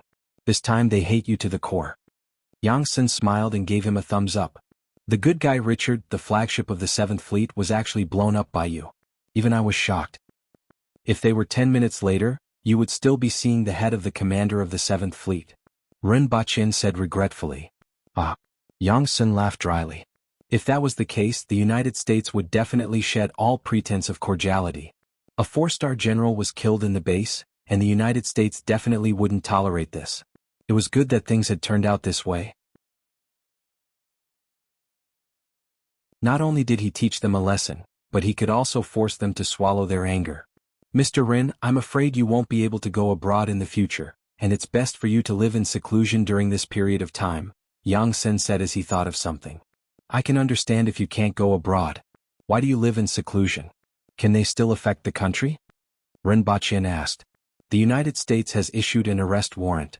They claim that some soldiers in the army were reprimanded by their superiors and held a grudge for other reasons. As a result, they were bribed by Mr. Ren. While some of them were creating disturbances, others blew up a warehouse and the ammunition compartment of the good guy Richard, causing the warship to explode in the harbor. They really dare to say that? Rinpoche was speechless. Sure enough, they definitely didn't dare to say that he was the one who turned them upside down. Furthermore, the list of those who colluded with Mr. Ren that they released were the soldiers who died when Mr. Ren caused havoc in the base. There were a total of 14 of them and they were all Chinese. They risked their lives for them and now they have to bear the stigma. Yang Sen sighed slightly. Although they were the enemy, they were also Chinese. These people actually didn't make any mistakes, but they suffered such a thing. Just thinking about it made people feel regretful.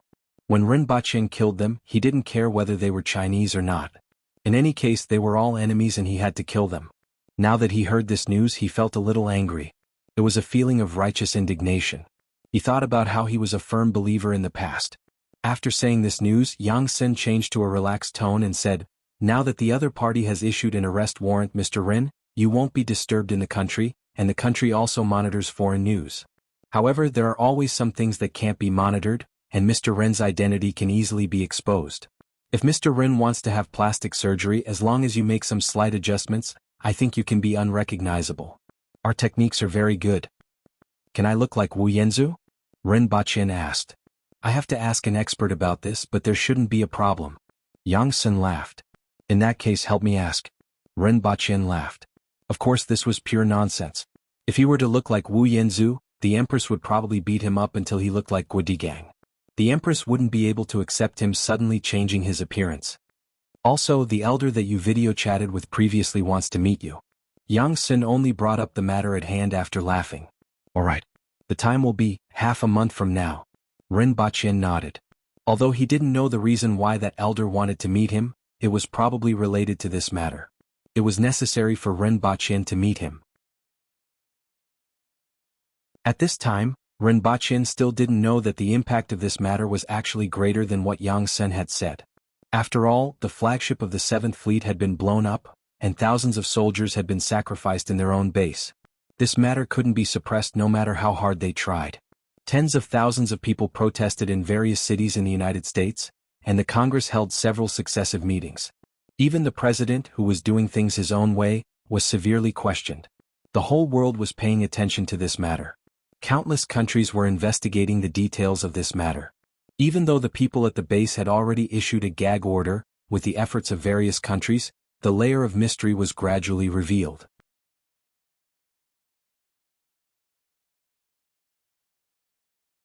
Chapter 727. In a certain empire where the sun never sets. Did he do it alone? Are you sure about this report? A man looked at the report about the 7th Fleet's riot and asked. Yes, from the information we received, it's true. Although I'm also very skeptical, there's only one truth after eliminating all the impossibilities. The middle-aged man in front of him said seriously as he pushed his glasses up the bridge of his nose.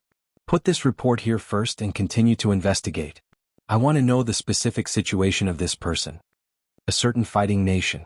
Although I'm very happy that our archenemy is in a terrible fix, I want to know more about this matter than this report that seems more like an alien invasion of Earth. The maverick president of the United States could be said to be in a terrible fix for the past 2 days. The Congress needed him to give an explanation, and the people behind him were also urging him to do so.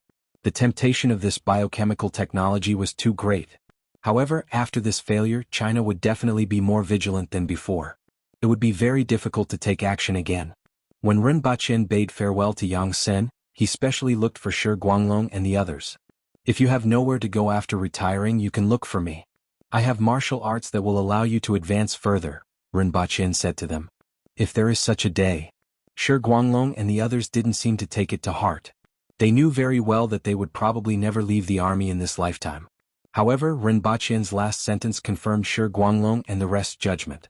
Those martial arts were indeed related to him. Yang Sen's expression changed slightly behind Ren Baqin.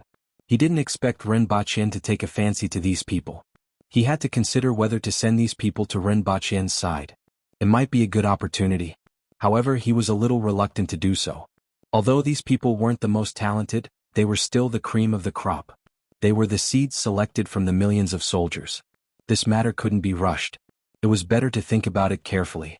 Although he was confident in the loyalty of these people, since they dared to say it publicly, he didn't know what methods they had. If they didn't return in the end, the loss wouldn't be small. After speaking to them, Ren Baqin bid farewell to Yang Sen, returned to the villa, and had a big meal before preparing to return to Dayo. Just as he was about to leave in the Empress's carriage, a crimson shadow suddenly pierced into his arms like lightning.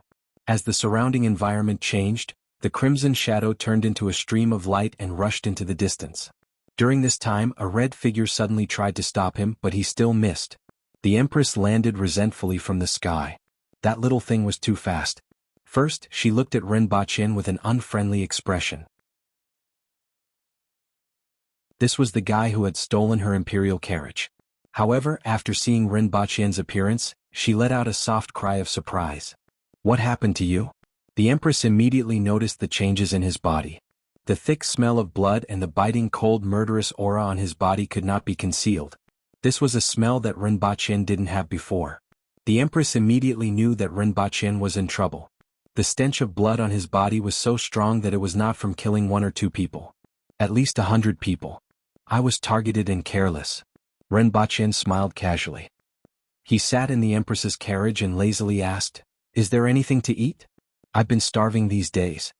Even though he had eaten for half a day on Earth before returning, he felt that only the food in this world could truly fill him up. In the past, he always felt that not being full was a kind of happiness. He could continue to eat and eat all kinds of delicacies. Now he realized that it was actually not as good as he thought. Even when he was eating, hunger always haunted him. If there was anything in this world that made people suffer the most, it would probably be hunger. The Empress first asked someone to prepare food for Renbachien. Following which, she asked Hong Wan to bring out some wine and asked the surrounding people to stay away. Then she sat opposite Renbachien, bent her legs and said, "Tell me about it." Renbachien smiled and told the Empress about what happened. He emphasized on his bravery, how he went in and out of the tens of thousands of armed soldiers and killed the enemies until they trembled with fear. When he was done, he stretched out his hand and a spear appeared in his palm. This golden spear and the metal chain really contributed a lot. This time I have gained a lot from this golden spear. This can be considered a blessing in disguise, the Empress said faintly. Following which, she frowned and faintly sighed. Even though I also hope that you can make some progress, it's better to avoid such things. Looking at your current appearance, even though you look sharp, I feel a little heartache. Being in the midst of the enemy, a little carelessness will lead to infinite danger. Previously, you were the one who showed me the video of the atomic bomb. This time they didn't know your strength and didn't prepare well. Next time you might not be so lucky. Even without the atomic bomb, as long as you are more prepared, it will be difficult for you to escape unscathed this time. Renbachien nodded. What the Empress said was the truth. He was also clear in his heart. No matter what, he was just a single person. If the other party wanted to take him down, as long as they dragged on for 2 days, he would be in danger. I have caused your Majesty to worry about me. The Empress looked at him with flickering eyes and continued, "Previously, I thought that your nation could protect you. Now it seems that it isn't as easy as I thought. Your world is different from this one. It is impossible for the nation to go into seclusion and prohibit people from coming and going. No matter how strict the checks are, there will always be loopholes.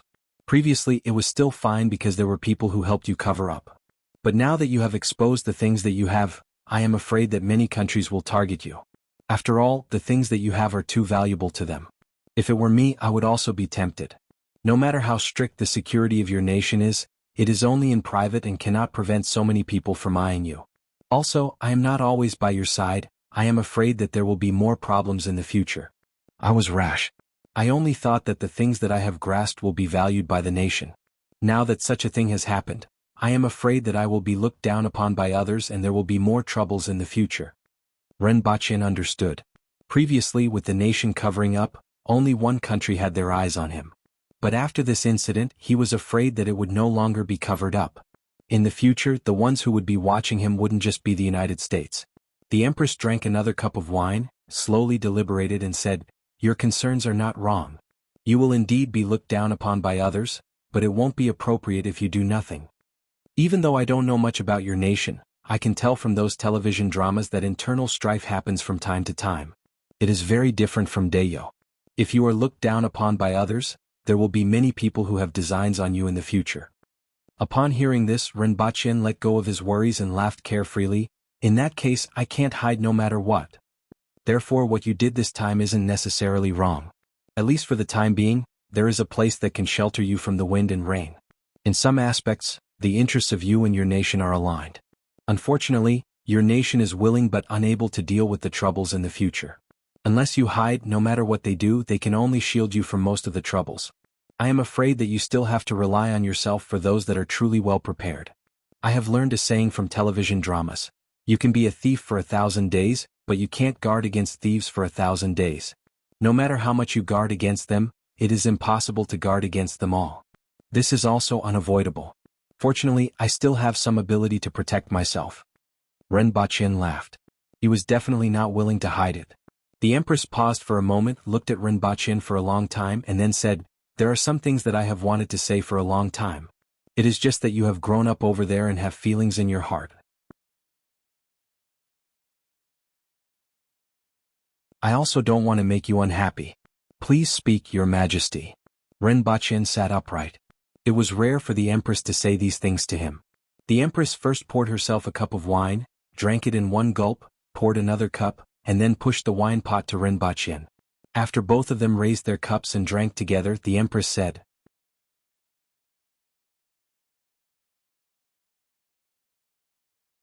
Chapter 728.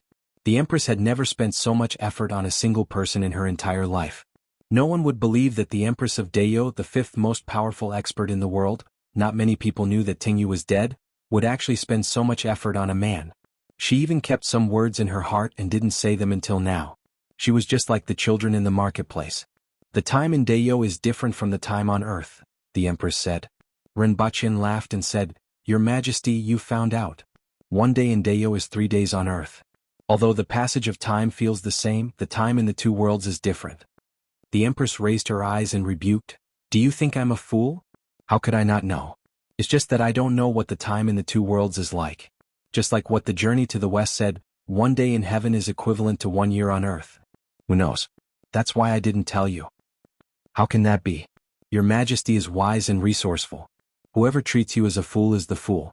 Rinpoche laughed when he saw the Empress's expression. The Empress looked at Rinpoche and said faintly, It's indeed different. Although you used to laugh, you didn't have such vigor. Do you think it's good or bad, Your Majesty? Rinpoche asked with a smile. As I said, it looks good. It's just that the things behind it make my heart ache. The Empress sighed again. To be able to make Your Majesty feel sorry for me, I feel very carefree. This is the most carefree thing in my life. Who else in the world can be like me? Rinpoche laughed again. The Empress said faintly, You are the best at saying nice things. She stopped Rinpoche from speaking and said, I sighed more today than I did in the past 20 years. Let's continue from before. 1 day in Deo is 3 days on Earth. Do you know how long your lifespan is? You are at least 100 years old now. If you become a spirit wheel expert, you will be 150 years old, which is 450 years on Earth. It's 300 years, Rinpoche corrected. I also have to spend some time on Earth. If my lifespan is 150 years, half of my time in Deo and half of my time on Earth will be 75 years in Deo. In fact, now that I have more autonomy, I can spend more time in Deo and reduce the passage of time for myself. Perhaps I can stay in Deo for 100 years, which is equivalent to 300 years on Earth. I won't let you die so much earlier than I do. I'll think of something when the time comes. The jade embryo that the General-in-Chief who supports the nation presented to me was obtained from the 60,000 mountains. It can extend your life by at least 20 years. Furthermore, your path doesn't stop at the spirit wheel level. Your martial arts are special. Even though it's somewhat dangerous to cultivate, it'll be a smooth journey once you get through it. Even though it will cost a lot of treasures, there are many treasures in the 60,000 mountains. No matter how much I have to pay, I will push you to the land of the creation of heaven and earth. That will give you at least 220 years of life. After that, I will think of other ways. Then he said angrily, Don't interrupt me all the time, you're interrupting what I want to say. The rulers of the countries on earth were not inherited from father to son. They would change every 8 to 10 years. Although their influence could be extended, it would eventually decline. Especially after a few decades and a few generations of rulers, as their strength increased, some things would be forgotten, whether intentionally or unintentionally. The agreement with you would no longer be valid. In my opinion, you would have to part ways sooner or later. You knew this clearly, so you made arrangements. However, in my opinion, it was still too petty. Or rather, you were considerate, so everything was passive. You gave the initiative to them and gave them the opportunity to have other ideas. Martial arts are nothing in this world, but they're extremely precious in your world. If I were to do it, I would announce everything to the public. If your countries want it, you have to satisfy me. If someone doesn't do as I say and dares to have other ideas, I will naturally let him know what regret is. If I want to kill someone, no one can stop me. After that, I will exclude this country. There will be threats and temptations, and no one will dare to have other ideas. There are so many countries, and it's impossible for them to be united. When the time comes, there will naturally be people who will draw closer. In fact, it's fine as long as these things are announced. When some countries get what they want, the others will set their sights on those countries. It doesn't matter whether it's an exchange of benefits or something else. The main thing is that once these things are announced, no one will take the risk to find trouble with you. It won't be like now, where as long as one country gets it, the other countries will have to get it. Otherwise, they will fall behind and no one will be able to accept this. In the end, you will become a target yourself. Your Majesty, you are right. I was born and raised here, and there are some things I can't do because of our ties. Rinpoche smiled bitterly. That's why I said that you are considerate and put yourself in this situation. Things will become like this sooner or later, and it's just a matter of time. Even if it's not this time, it will be the next time or the time after that. There's another reason why I said that you are petty. Since it will be like this sooner or later, your arrangements are too weak. What can a dozen winged cavalry warriors do? Even as a deterrent, it's far from enough. It's just a small fight. If you mention it to me, I will give you 1,000 Kismet Heaven experts and divide them into several groups to bring back. Even if it takes a long time, it will only take about 100 groups of 7 people each time. It won't even take a year. With these 1,000 Kismet Heaven experts, you can find people to train according to the army of your world. With such a group of people, even if they are only used for self-defense, who will dare to act rashly? With this strength, you can attack and retreat at will. At this time, your country is asking for your help. If you bring 1,000 Kismet Heaven experts back, they won't be able to do anything. At most, they will make an agreement with you. At that time, if they really have other thoughts, they will have to think twice. If anyone dares to act rashly, my brave warriors will let them know how to write the word aboriginals. At this moment, the Empress's face was radiant, and she was in high spirits. Her entire body was filled with confidence and dominance. Rinpoche imagined the scene of the heads of the various countries being pressed by the aboriginals and forced to write the word aboriginals. That scene was really beautiful. Then he smiled bitterly. The Empress was right. He was still too worried. The Empress seemed to see through his thoughts and continued, "It doesn't matter if you have concerns about this matter. You have to know that these arrangements are only for deterrence and self-defense. If others don't make a move, everything will be fine and everyone will mind their own business. If others raise their sabers, will you still be able to shrink your neck? These arrangements are the sabers to counterattack." However, there are currently less than 700 winged cavalry warriors. Rinpoche kept smiling bitterly. It's just that we couldn't afford to support too many of these winged cavalry warriors previously. The imperial court isn't wealthy and has to support 90,000 soldiers. How can we support too many Kismet Heaven experts? When we arrive at the 60,000 mountains, I will let you see how the aboriginal men can fight with those beasts in the mountains. What you see is more than what you see. At present, the soldiers in the army are recruited from the periphery of the 60,000 mountains. Their living environment isn't that bad and their strength is relatively low. The brave warriors in the depths of the 60,000 mountains are the true elites of the aboriginals. They are fierce and powerful. It's not impossible that we don't have people who are as powerful as the officials in the imperial court. When the late emperor led the army to sweep the Han nation, many of the fierce warriors in the depths of the mountains joined the army. If you want, not to mention 1,000, even if it's 2,000 or 3,000, I can also provide you. Let me think about it carefully, Rinpoche said. It would be easy to bring back 20 people as bodyguards, and the nation wouldn't care too much.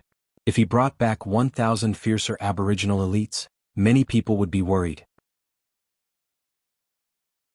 However, this was also the Empress's goal. These words made him feel that even though the Empress liked to use her hands more than her brain, she was, after all, the Empress of Dayo and could see the overall situation far better than ordinary people. Even though she didn't know much about Earth, she was very clear about this matter and couldn't refute her words. Rinpoche suppressed this thought, looked at the Empress and said, "Your Majesty's charm is really captivating and I can't wait for the wedding."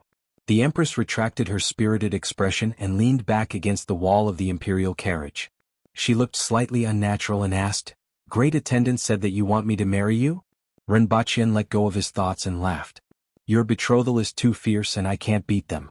They will either drug or poison me, and it won't look good for anyone who gets poisoned. Why don't your Majesty marry me? I definitely won't resist. Women in our world need dowry when they get married. What's your dowry?" The Empress looked slightly shy, and the domineering look she had when she spoke just now was completely gone. She looked like a little girl. Rinpoche slowly said, "I'll grant you the kind of world you want, a world full of flowers and brocade." The Empress softly repeated it a few times and her expression changed. She felt that this sentence from Rinpoche was enough for her to put in so much effort. It wasn't for this world but for herself.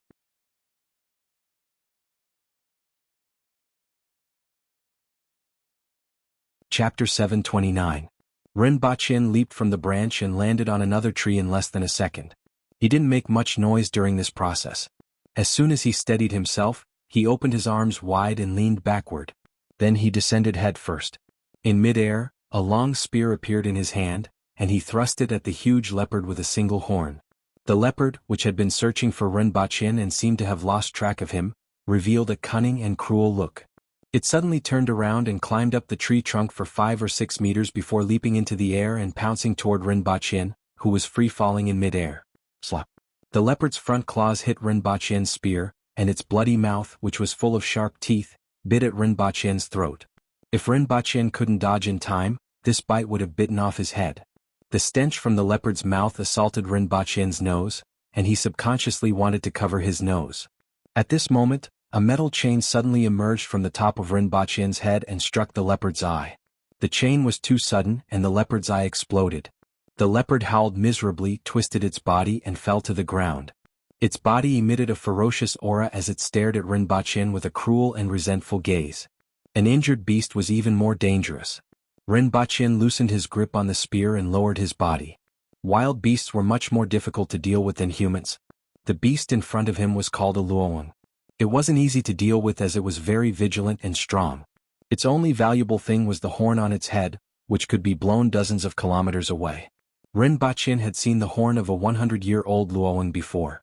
The one in front of him was only about 60 years old, but it was already very difficult to deal with. He didn't know what a 100-year-old luoyang would be like. The giant leopard roared and slowly retreated.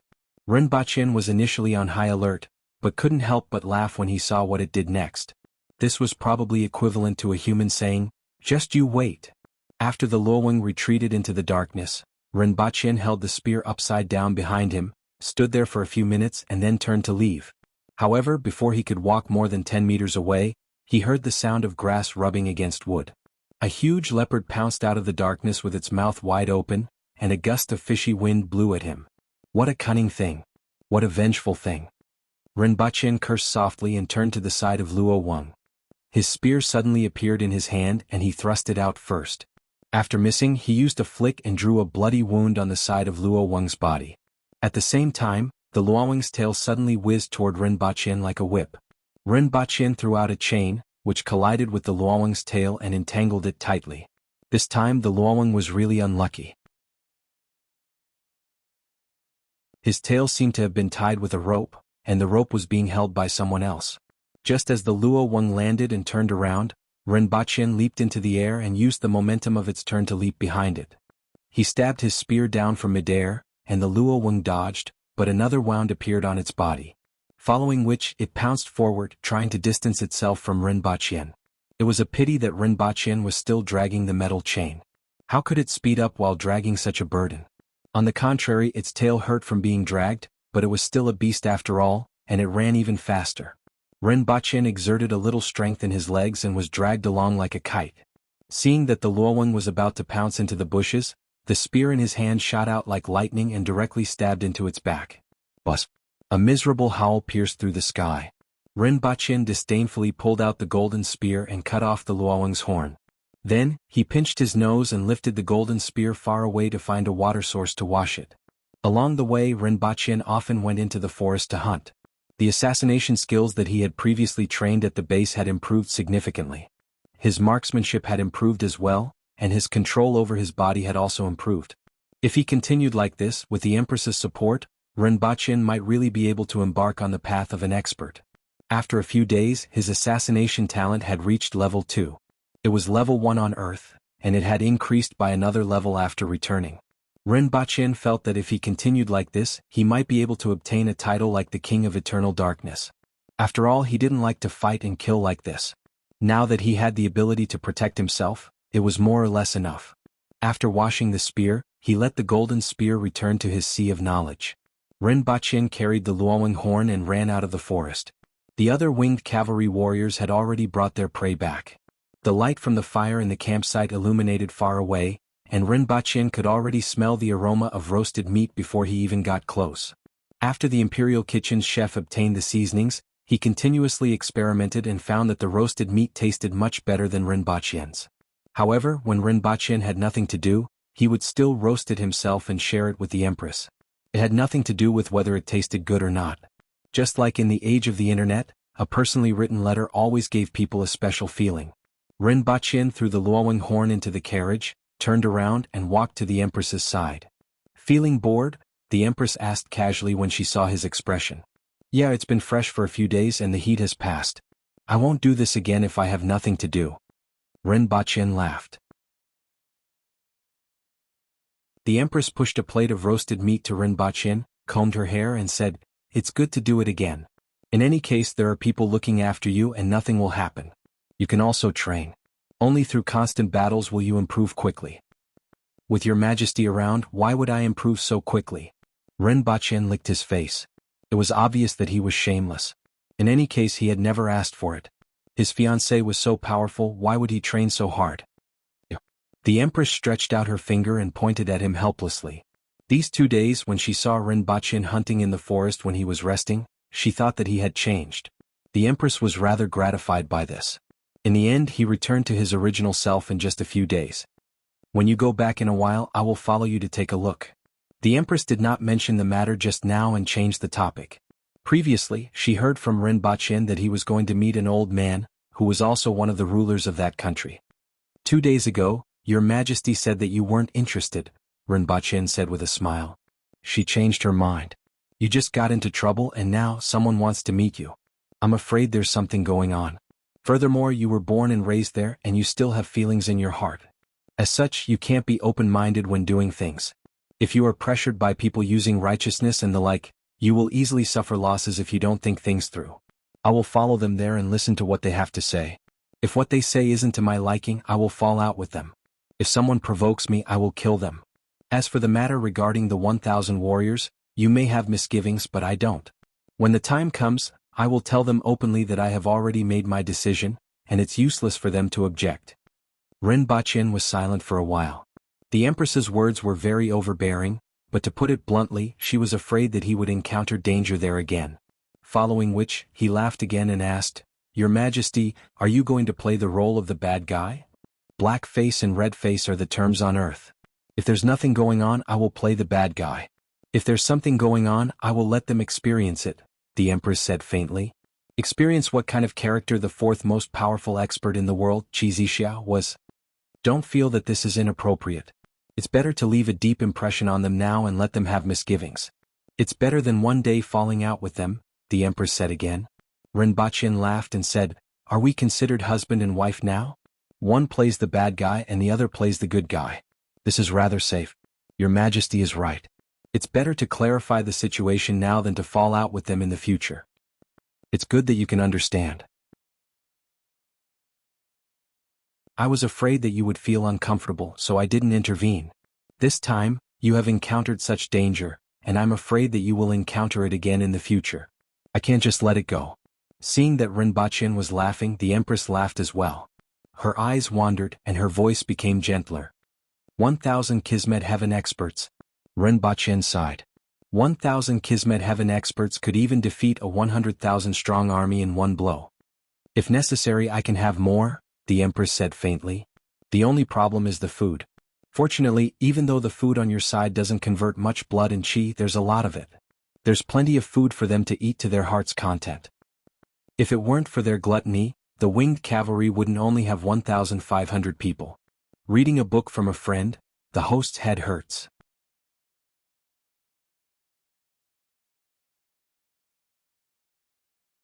Chapter 730. Your Majesty. Rinpoche reached out and held the empress's hand.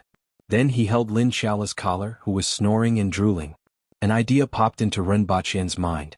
It would be interesting if Lin Shaola was left naked in Dayo when the clothes arrived. It was just a thought. He knew that Lin Shaola would definitely be taken away if she wasn't overweight. Unless she was 50 kilograms heavier than him and he didn't touch her, such a situation would only occur. The air around them began to distort. At this moment, a red line suddenly appeared and crashed into Rinpoche's chest. When the surroundings changed, they were back in the courtyard of the villa, where the carriage was previously placed. The temperature had also changed from extremely hot to cold. The cold air made Rinpoche feel comfortable from head to toe.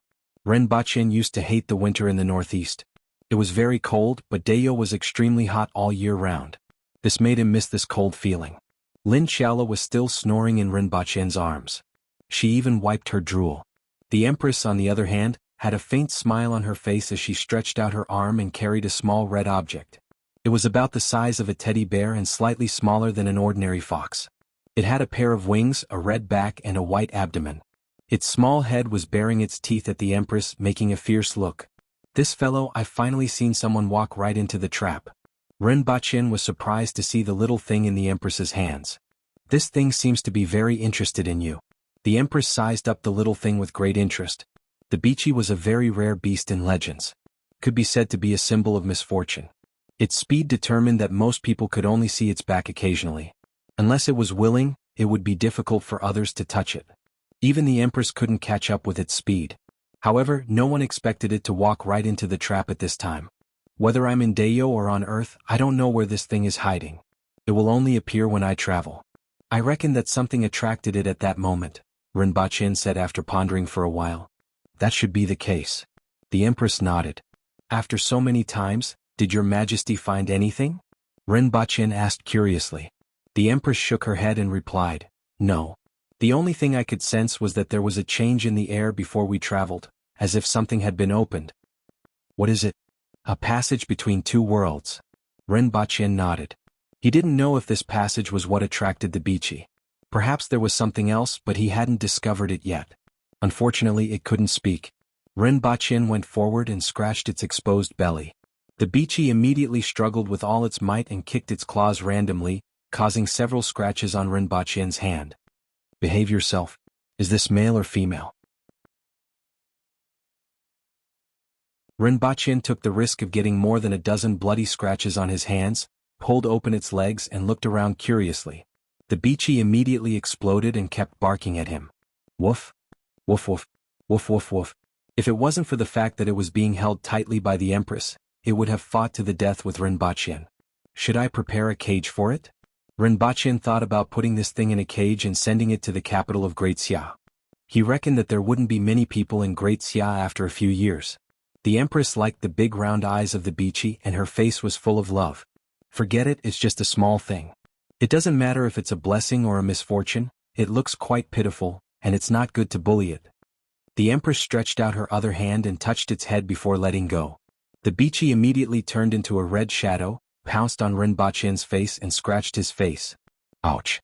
Just as Rinpoche cried out, the little thing disappeared. You have offended it badly. The Empress pursed her lips and laughed. Rinpoche looked aggrieved and said, Your Majesty, don't laugh, I'm disfigured. I just need to apply some ointment, the Empress said casually. This little thing is actually quite smart. The bloody scratches on your face look scary, but it's actually not a big deal. This little thing has barbs on its claws and if it wants to, it can tear off a piece of flesh. Rinpoche sighed. This was an undeserved calamity. Wasn't it just to see if it was male or female? No matter how smart this thing was, it was still a beast. Did it have any moral values? Forget it, he didn't want to think about it anymore. Rinpoche turned his head and saw a row of winged cavalry warriors standing there obediently. Greetings, boss. Greetings, lady boss. 10 lashes for each of you to remember. Remember to bring a whip next time, the Empress said faintly. Yes. Everyone immediately responded without any hesitation. Wake up, we're at our stop. Rinpoche threw Lin Xiaola on the ground and gently kicked her butt. Lin Xiaola rubbed her eyes and got up from the ground. What's this place called again? Lin Xiaola looked at the courtyard and the villa in front of her and realized that she was no longer in Dayo. Let's go in and change. Rinpoche slapped the back of her head and threw her a piece of white rabbit creamy candy. This fully demonstrated what it meant to be slapped and given a piece of candy. The winged cavalry warriors heaved a sigh of relief after they entered the villa to change. This punishment seemed heavy, but it was actually very light. It was already good enough that the Empress didn't skin them alive. The Empress minded her own business and returned to her room. Rinpoche's job was to change Lin Xiaola's clothes. It sounded like a benefit, but Rinpoche wasn't interested in her flat figure. He would have seen it many times if he wanted to. She usually wore a tube top and shorts when she slept. Her sleeping posture wasn't good and there wasn't much to show. Rinpoche felt that he might as well look at himself instead of her. At least his chest muscles were bigger. He took out a t-shirt and threw it to her. Wear it the same as last time. Previously, when the Empress was besieged in Tianjing Basin, Rinpoche brought Lin Xiaola, Qing Yuan and Hong Yuan here once, so they knew how to wear their clothes. Oh. Lin Xiaola grunted and took off her clothes. She was still wearing a tube top and a pair of shorts inside. She then put the t-shirt over her body like a robe. The hem of the t-shirt reached her knees, and half of her shoulders were exposed. Lin Xiaola was very skinny, and her appearance was different from the wildness of the aboriginals. Instead, she was delicate and pretty like a little white flower. Now that she was wearing a robe, she looked like a little girl next door with a pure and soft aura. After returning her clothes, her eyelids started to struggle. She fell onto the bed and moaned comfortably on the soft mattress. Rinpoche turned his head to take a look after changing his clothes. The Empress wanted her to be his bodyguard when he returned to Earth in the future. No matter who saw her youthful and soft appearance, they wouldn't think that she was dangerous. In fact, she didn't hold back when she killed people and didn't feel guilty at all. It was as if she was drinking water, or more vividly like a wild beast hunting. Rinpoche gave Yang Sen a call to confirm the itinerary. When he went downstairs, he saw the Empress in a red dress sitting on the sofa eating ice cream. "It's 9 o'clock in the morning now. We will set off in an hour and arrive at the destination in the evening," Rinpoche said as he sat beside the Empress. "Oh, this is the last one left." The Empress pointed to the wrapper of the Chiala ice cream on the table. This was much more important than what Rinpoche said. An hour later, 3 cars stopped in front of Rinpoche's villa. "Your Majesty, let's go." Rinpoche stood up and pulled the Empress to the second floor to bring Lin Chiala down. He didn't know what was waiting for him on this trip to the north. Rinpoche was more or less looking forward to it. "Recommend my friends, Master Chef."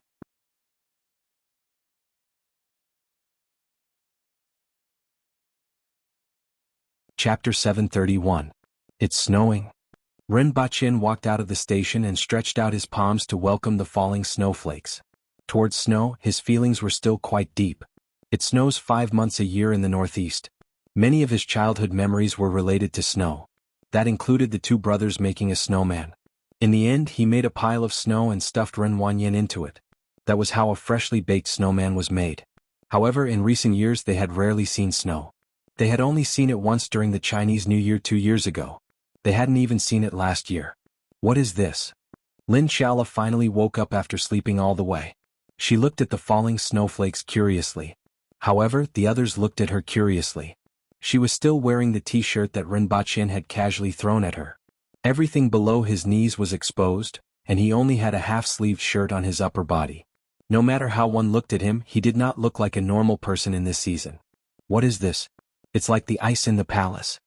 Lin Chiala patted the snowflakes on her face with a satisfied expression. "Miss Lin is really naive and romantic," Yang Sen said with a laugh by the side. Rinpoche looked at her, nodded, and said, "You can say that." Both he and the Empress were wearing overcoats that Yang Sen had brought over. Lin Chiala also had one, but she didn't really like it. Rinpoche threw a white rabbit creamy candy over, waved his hand and said, "Let's go." There were 3 cars with special license plates waiting outside. There were 2 cars at the front and back, and there were capable men standing in front of each car. Rinpoche, the Empress, and the Empress boarded the car in the middle. On the way, the sky darkened. Their destination was a courtyard in the imperial capital. There was a big iron gate outside, and inside was a small 2-story building. The first floor was lit up. A young man brought the 3 of them to the door and pressed the doorbell. The one who opened the door was an old man with jet black hair. He smiled and said, "Welcome. My identity is inconvenient, so I can't personally pick you up. Did you neglect me along the way?" "Boss, you are too serious," Rinpoche immediately replied. "Boss? Ah." The old man immediately laughed and extended his hand to Rinpoche. "It's been a few years and I finally get to see you in person." It wouldn't be appropriate to say that he was being courteous, but he was indeed very gentle and treated Rinpoche as an equal. His opponent's hand was steady and strong. This surprised Rinpoche. After all, given his age, it was indeed surprising that his palms were so strong. "Boss, have you practiced the 9th set of Qi?" Rinpoche immediately understood. That's right, the name of this basic technique that was suitable for ordinary people to cultivate was the 9th body-nourishing Qigong. This is the 11th set. First meet, then chat.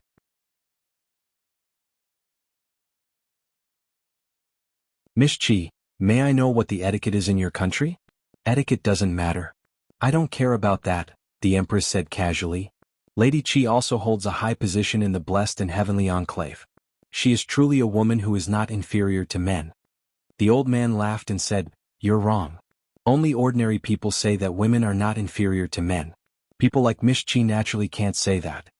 Even though the Empress's identity wasn't made clear, from what Rinpoche had said when he was holding the weapon and the information gathered from other sources, It was inferred that the Empress held a high position in the paradise. It was just that they weren't sure of her exact identity. And this is? The old man looked at Lin Xiaola, who was trying hard to separate her upper and lower eyelids. This girl wasn't in her information. Her surname is Lin. Just pretend that she doesn't exist. Please come in. The room was decorated in a Chinese style with walnut and vermilion furniture. Even though Ren Baqin couldn't tell if it was made of solid wood, such a high-ranking big shot couldn't possibly use laminated wood, right? This is my wife. These are Mr. Ren, Miss Qi and Miss Lin, whom I have mentioned to you before. The old man introduced a woman in the room to them. I have seen Madam on television many times. I didn't expect to have such an opportunity this time. Ren Baqin laughed. After they sat down, the old woman poured tea for them and the old man said, I have known about you for a few years. Back then, you were running around everywhere and I only came back after contacting you. I have wanted to meet you for a long time, but I never had the chance. Either I wasn't free or I couldn't find you. Now, my wish has been fulfilled. There will be plenty of opportunities.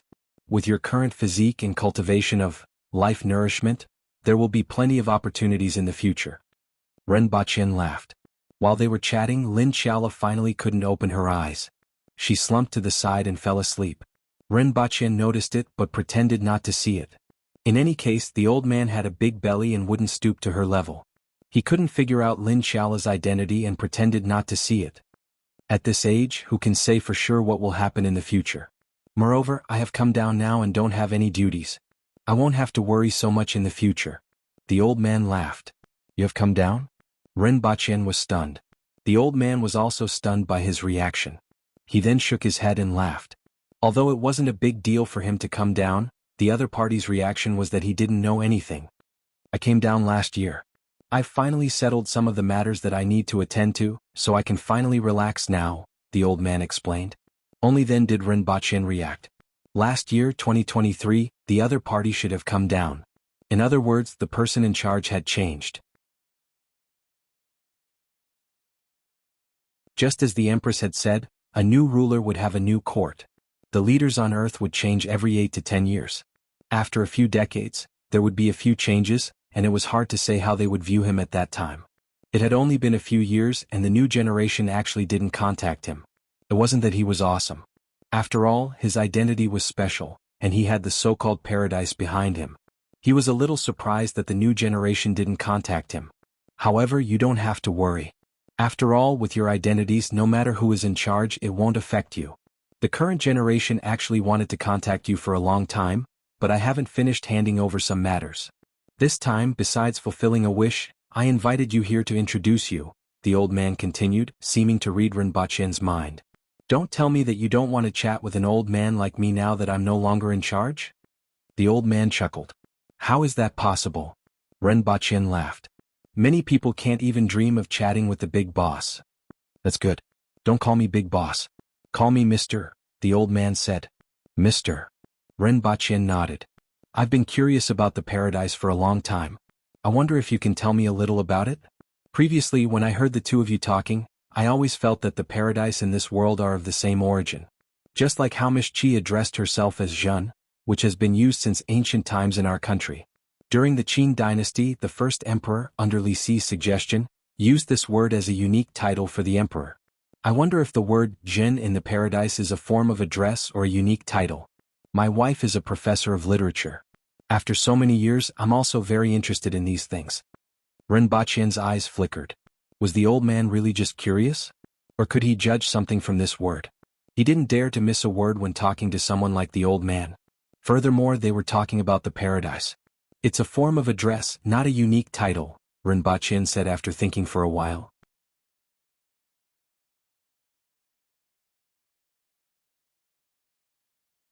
Chapter 732. Apart from Shi Qing, Ren Baqin, the Empress, and all the other officials in the imperial court wouldn't be able to handle such a person. Whether it was in terms of his keen political sense, emotional intelligence, or cultural foundation. Even though Ren Baqin was very careful, the other party still managed to get a lot of useful information from his casual conversation. Even if the other party didn't deliberately use this method to get information, he could still see some clues from Ren Baqin's answers. This was probably a kind of instinct. After chatting for 3 hours and having a very ordinary dinner, Rinpoche arranged to meet the other party the next day before leaving with Lin Xiaola and the Empress. "I'm hungry. Let's eat," the Empress said as soon as they left the house. She couldn't even bring herself to eat the food for dinner. It was gone in one mouthful. After waking Lin Xiaola up, the three of them found a place to eat, the entire hot pot restaurant. Yang Sen's eyes almost popped out. The place arranged for them was a good hotel. Rinpoche didn't know why they only booked 2 suites. Rinpoche pondered for a while. Would he share a suite with Lin Xiaola or the Empress? "What are you thinking about?" The Empress glanced at him while they were in the elevator. "I'm thinking about whether to let Lin Xiaola share a suite with you," Rinpoche said bluntly. "No." The Empress rejected him without hesitation. "Then she can only share a suite with me." Rinpoche looked at Lin Xiaola with disdain. Who was Xanja? Xanja's figure was much better than Lin Xiaola's. Furthermore, she was a bespectacled lady. No matter how he looked at it, she was better than Lin Xiaola, who only ate and slept. The Empress looked at him and said, "You and I share a suite." "That's good." Rinpoche immediately laughed. He had always supported this kind of suggestion. However, since it was a suite, it was divided into inner and outer rooms. Rinpoche naturally sat on the sofa. Voluntarily. "Really?" As they sat on the sofa, Rinpoche suddenly asked, "What does your Majesty wear when you sleep?" The Empress blushed and rolled her eyes at him. "Do you want to see?" With the wedding date set, the Empress seemed to be getting used to certain topics and not being so sensitive. "I want to see." Rinpoche nodded his head and was kicked to the wall by the Empress. "It's a lie that I don't want to see it." "If I don't want to see it, will Her Majesty blame me?" Rinpoche asked while covering his nose. The Empress seriously thought about this question and said, "I will beat you to death." "Why did you kick me then?" Rinpoche felt wronged. The Empress's answer was simple and to the point. "Rinpoche, in any case he would be beaten if he didn't want to see it, but he would be beaten if he wanted to see it, right? When can you be more reasonable, Your Majesty?" Rinpoche lamented. "Do you think I'm being unreasonable now?" The Empress looked at him and sneered. From her words, Rinpoche could tell that she used to call Xiao Tian, but now she was calling her Madame Nyo. Rinpoche felt that he wouldn't end up well if he continued to discuss the issue of reason with the Empress. It was a mistake to discuss this issue, and it had to be corrected. "I was wrong." The words from His Majesty's mouth were the truth. "If anyone dares to say no, just kill and bury them."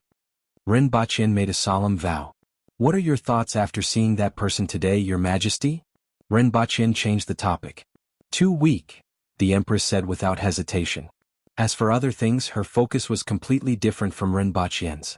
Naturally, the conclusions that they reached were very different. After watching TV until midnight, the Empress swayed her body and entered the room. Rinpoche leaned on the sofa and watched the door close. Looking at the time, there were still more than 8 months before the wedding. This period of time was really long. The next day after breakfast, a car took the three of them to the most mysterious place in the entire imperial capital. Rinpoche was very curious and even a little nervous along the way. However, when he arrived, he realized that it was somewhat different from what he had imagined. The sentries everywhere were similar to what he had imagined. In addition, the scenery was pretty good. As for the rest, many famous places were just ordinary-looking bungalows. If it was in other places, it would at most have some historical value and could be visited. Other than that, there weren't many things that people would pay attention to. What was really worth paying attention to was the person who lived here. In a parlor, Rinpoche finally met the successor of that old man. Yesterday he went back and checked on his phone, so he more or less knew a little about him. He was about 10 years younger than the old man, but his hair had already turned white. When the two of them stood together, it was hard to tell who was older and who was younger. This place has received presidents and dignitaries from various countries, but this is the first time that the two of you have such statuses. Even I will be recorded in the annals of history. The other party laughed. Rinpoche really didn't consider whether he would be recorded in the annals of Earth's history. However, even if he was recorded, he was afraid that it would be an unknown part of history. Just like those people and things that were buried in history. It was a little different from the serious conversation that he had expected. After the four of them met, they simply sat in the room and chatted as if they were just trying to get to know each other. Not to mention that the other party was very busy, he had a lot of things to do every day. Rinpoche didn't believe that the other party would spend half a day sitting here just to get to know each other. After a simple lunch, they finally got down to business. This time, we were negligent in our work and caused some trouble for Mr. Ren. Although it's harmless, it affected our mood. With this experience, we will be strict in this area in the future. I don't need you. I will send 1,000 people from the paradise to be stationed here, the Empress said directly. The Empress's words were very direct. She didn't want to beat around the bush with the other party because that wasn't her forte. Without any probing or giving the other party any time to react, she said what she wanted to say. 1,000 people wouldn't be a big deal if they were ordinary people. However, if there were 1,000 experts, then it would not be a small matter. The two of them carefully looked at the Empress and then at Ren Baqin, but they didn't directly object. Instead, they thought for a while and said, 1,000 people isn't a small number. I'm afraid it will be a little troublesome to make arrangements. After all, they aren't ordinary people and it will be easy to cause a disturbance with them. I'm not asking, the Empress said directly. The other party smiled. If it wasn't an inquiry, then it was a notification. Although the other party was surprised by this matter, he wasn't surprised by the Empress's attitude. After all, with her strength, it would be strange if she spoke to them like a politician. However, 1,000 people would probably cause a lot of trouble in the country. 2 hours later, Ren Baqin and the Empress finally left the reception hall. The other party agreed to the Empress's request for 1,000 experts. In fact, it was difficult for the other party to object. However, for the rest of the time, the few of them discussed another matter. They were building a new city in the country. Wuxia City. Or rather, Wuxia City. As the name suggested, the function and significance of this city could be seen from its name. As the peak of martial arts, it was also the highest point. For the time being, it wasn't only the temporary settlement for 1,000 people, but also the martial arts training base in the country. This was a city that wasn't open to the public. After the spread of martial arts, this place became the gathering place for experts from all over the world. From a certain point of view, Ren Baqin and the Empress's 1,000 people had become the signboard of this place. With these 1,000 people here, this place would become the target of all the experts in the country and even the world. In a future where the entire world was changing, the value of this city could be said to be immeasurable. At the same time, the other party could also use this city to gather the most uncontrollable group of people. Ren Baqin suspected that the other party had been thinking about this problem for a long time. In any case, he could be said to be working with the country to plan for the future. The gains were huge. Of course, Ren Baqin also made a series of other agreements with the other party. You're tuning in to the Han Li's Wuxia Chronicles YouTube channel. We're so grateful for your support and don't forget to subscribe to join us on this incredible journey through captivating stories. Your generosity through donations truly makes a world of difference, as it's the primary source of revenue that allows me to expand and enhance this channel for you. Thank you from the bottom of my heart for being a part of this adventure.